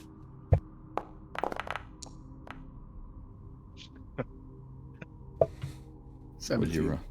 Oh yeah, yours looks very much more convincing. So much so that it like gets scared for a minute, and it's. And wait, please, and I'll turn them off. I am sorry. It just looked like my lights, and I wanted to play along. Yeah. Oh, you're really good at that. How? Thank you. I've seen these things around here, so I just thought, I'm not brave, so I thought maybe I could trick someone into helping me. Maybe you should ask. That's one right here, and I point to Nalara. That's one is brave. It punched one of those, and it destroyed it. It like goes wide and looks around like, oh, so you guys you're brave? That's me. That's one there. I'm Mukta. Nice to meet you. Mukta. Not that one. The other one. Looks looks at just don't want Nular. to be. I just don't want to be killing anything unless it starts hitting me first. That's why I needed to ask. Oh, well, I appreciate you not into killing me. I wouldn't have hurt you. You know, I don't have any intentions. I really, really, really, really want my shiny. Shiny? What's your shiny? Oh, that's Mukta's language, right? I know. My precious. He says, wait, before I say anything, like, maybe we can come to some kind of deal, an arrangement. If you can get my shiny for me, and he points over towards the west, like towards these double doors, you know? And he says, if you can get my shiny and he points that way, I'll tell you 3 secrets about this place that nobody else knows. Mukta likes retrieving shiny things and likes secrets. I like this. But Why can you not go just get it yourself and scares him away? Yes, well, I tried, but it's being guarded by a blank-faced doll, I guess is what I would call it. Mukta is out. No, thank you. Hey, I thought so. That would scare you off that easily. Mukta does not do creepy dolls. Have you seen those ones when you lay it down, its eyes closed, and then you pick it up and its eyes open? Not so Mukta's much. sister, one of many sisters, had a collection of these creepy porcelain dolls that they had in a room they shared. For some reason that is beyond Mukta's understanding, Mukta's mother placed them on a shelf so that they would all stare down at Mukta when he was sleeping. Oh wow, that sounds very traumatizing. So I is it realized just I one- never described this room to you either. So as you step into this room, you get a good look at it. It's like a study featuring several bookshelves, a desk, and 2 chairs. The books and objects here lie in disarray with torn pages strewn haphazardly across the room. Oh, I realized I didn't introduce myself. Sorry. My name is Tangletop. Nice to meet you, Tangletop. I sit So, on the table right here. Did you tear all these books yourself, or? I'm looking for anything like interesting, valuable, fun, and there's nothing here. I saw the shiny in the other room, and I've just been waiting for somebody to come along and I could trick them into helping. You sure there is nothing here that is interesting in all these reading? I mean, I've been living here for a few days. So far, it seems pretty boring to me. You have found nothing. Come on, you can tell me. It's all boring lab notes and stuff I can't understand. I don't know. That sounds boring. It is boring to me, at least. I just want shinies. What's this shiny thing that you want? You'll know it when you see it. Have you seen it? Have you held it? I seen it, yes. Held it. I can't get close. That creepy doll.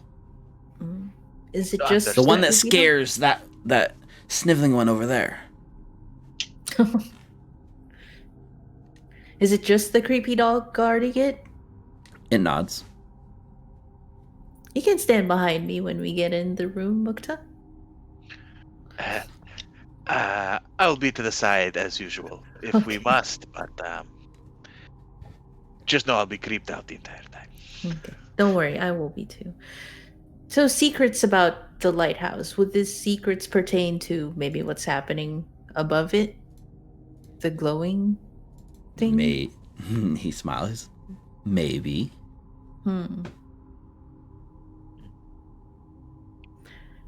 So wait, so do you like making deals? I don't know about making deals, but I like getting others to do my work for me. It's much safer that way. You don't live as long as I have by putting yourself in harm's way. Well, I have an idea. How about we hear one of the 3 secrets that you proposed, and then if it's good enough, then maybe we'll get the shiny. Down payment. Mukta likes this. Nice. That's Okay. a good idea. That is a very good idea. So I'm going to have you. You're going to try to. Well, you're going to try to sweet talk this thing, right? You got a good sort of thing. So I want you to make a diplomacy check for me. But I'm not trained at that. Can I do an intimidate? Can I flex my muscles while saying If you want to do it in a threatening way, instead of like, hey, how about you give us one secret? It's like, how about you give us one secret and then you like break like a. I mean, yeah, you could do this threateningly if that's the way you want to take it. She turned pretty fast, didn't she?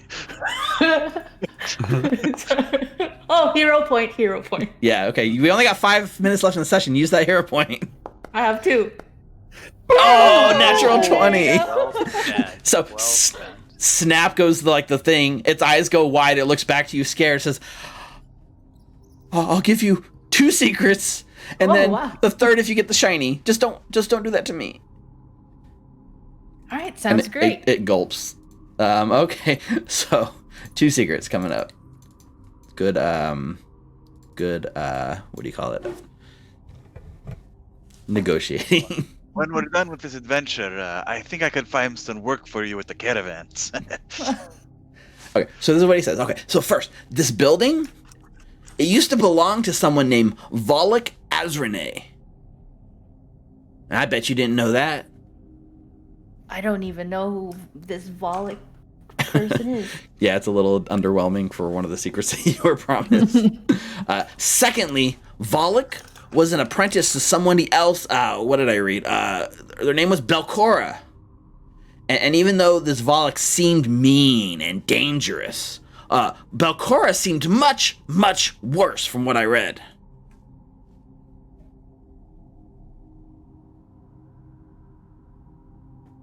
Those secrets literally do nothing for me. I don't know about the rest of you.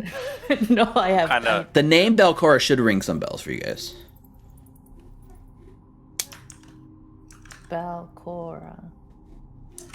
Does anyone remember who Balcora is? I look to the rest of the party. I never heard the name.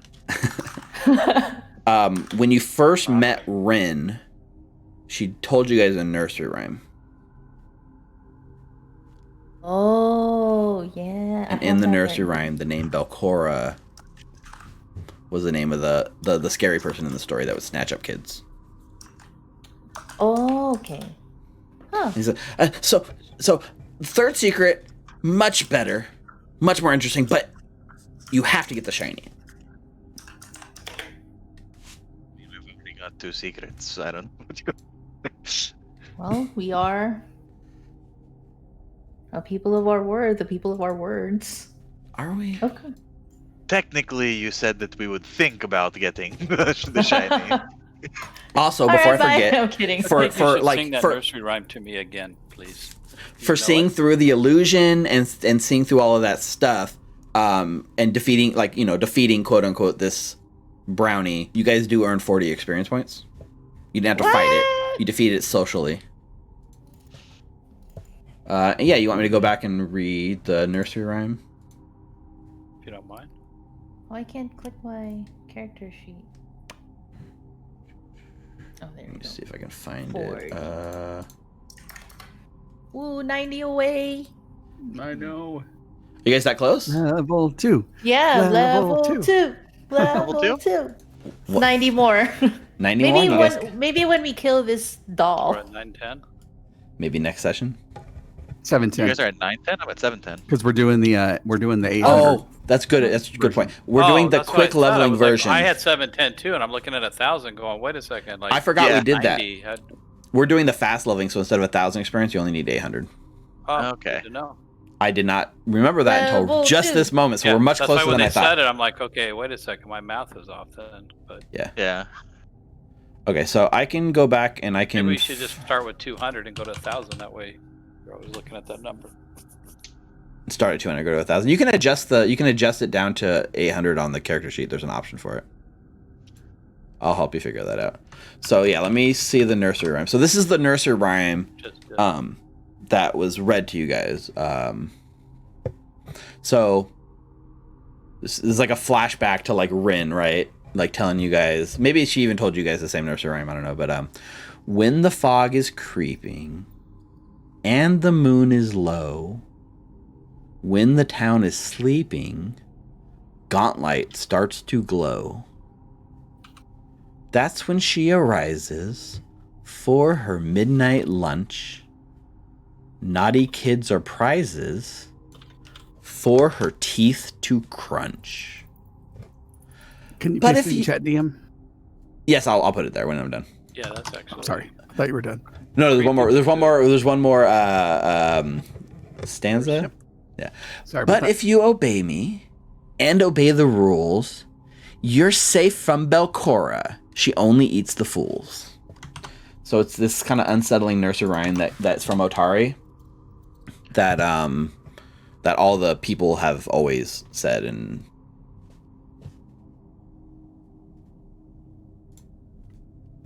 so that's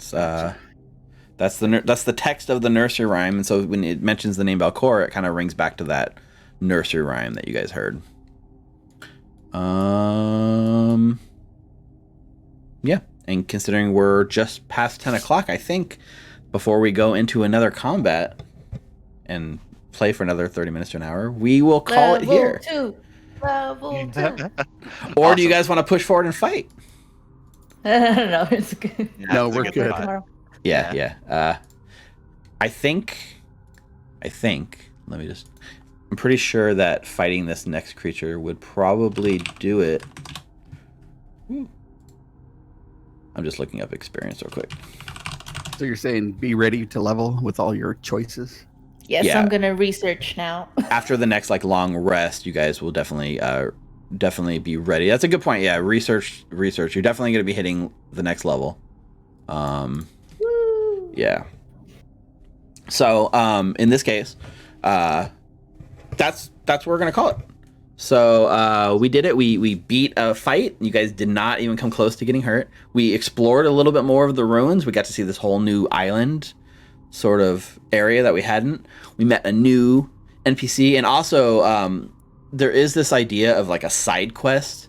I don't know mechanically in the game your characters wouldn't know, but you did agree to do this quest for Spooky Wisp, right? So there is a mechanical benefit for completing a character's quest. So if a character gives you a side quest and you complete it, you earn like an extra 40 experience. So if you do get the shiny and return it to Tangle Wisp, is that his name? Tangle Top. Top, then you will earn an extra 40 experience points. Hey. So that's another incentive to do quests for people. Cool. I mean, I could just try to go steal it. Oh. You could get that. Yeah, I mean, you could sneak in and get it and steal it without even fighting it. That is absolutely 100% possible, depending on what's in the room and how much cover there is for you to sneak around, right? Yeah, we could give it a shot, and then if I yell, you guys come in. I like it. Yeah. So yeah. Oh, so it's 30 experience for a side quest. It's not 40. So I'm sorry, but 30 experience, bonus experience. Still not bad. Okay. Well, I am a thief. first of all, thanks for playing with me, guys. It's nice to be back playing some Pathfinder and For sure. getting back to the story. I'm glad that we were able to pull this together and keep it going. I hope we keep the ball rolling. I hope Mike and Richard, I hope you guys had fun with your first Pathfinder experience. Yeah, it was great. Thanks for running it. It was really cool. You guys were awesome. Thank you. Yeah, I had fun. This was Yeah. really cool. Mm-hmm. Yeah, is it different on this end of the stream, Mike? Because I know you were watching the story, but you're now in the story. Yeah, it's way different. Yeah. Well, in next Wednesday at 7 o'clock Pacific Daylight Time. I think we're in PDT now, not PSD. Who knows? Yeah, Unfortunately. you're right. Right. PDT. Okay. So next 7 o'clock next week. I'm not sure how to really pronounce your name. Is it IG Biologist? IG Biologist. Got a biologist in the group. Instagram biologist. Instagram biologist? Interesting. So thanks for joining us live. We're glad to have you. If you haven't given us a follow, give us a follow. We're trying to get to our goal of 50. If you're already following us, then we love you and thanks. Oh, I can see you followed us 7 days ago already. So thank you for that. Everyone else? Someone from YouTube. Yeah. So maybe you found us on YouTube and came over here. If you're watching us on YouTube, keep the like button down below. I am DM Steve. You can follow me on Twitter at Steve the DM. You can find me on YouTube and Twitch at DM Steve. Yeah, you guys got any goodbyes you want to say or anything to our fans that missed us? I just want to say thanks, Steve, for bringing it all back together, and gonna have a good time. Yeah, thanks for having me. I got a lot to learn on this stuff, but definitely had a fun night. Yeah, looking forward to continuing on with this adventure, learning more Pathfinder, and thank you for running the game, Steve, and thank you for everyone watching. Yeah, I thank you guys for playing, especially you guys stepping up and stepping into a game system you're not even familiar with just to learn. That's what we're all about here. It's really awesome. Yes, it is awesome. So thank you guys too, and happy St. Patty's Day out there. Be safe. Happy St. Patrick's Day, and happy 1 year of COVID lockdown. Yep. I think it was about this time last year. Yep. Yeah. Yes. I don't remember exact date, but it was right. It might have even been the 17th. It was the last day my kids had school. I don't remember. Yeah, I remember it started early March, but I remember we deployed everybody to start working from home around this time. It was around the 17th. Yeah, so I think the last day of school was the 20th, so we're about 3 days out from that. But I did get the notice that my kids are they're planning to open up all the schools in our district in 2 weeks. So yay. We'll see. Anyways, I had a blast. Follow us. Say hi to us online. Goodbye, Instagram biologist, and we'll see you next Wednesday. Take care, everyone. Good night. See y'all. Yeah. Good night. Good night.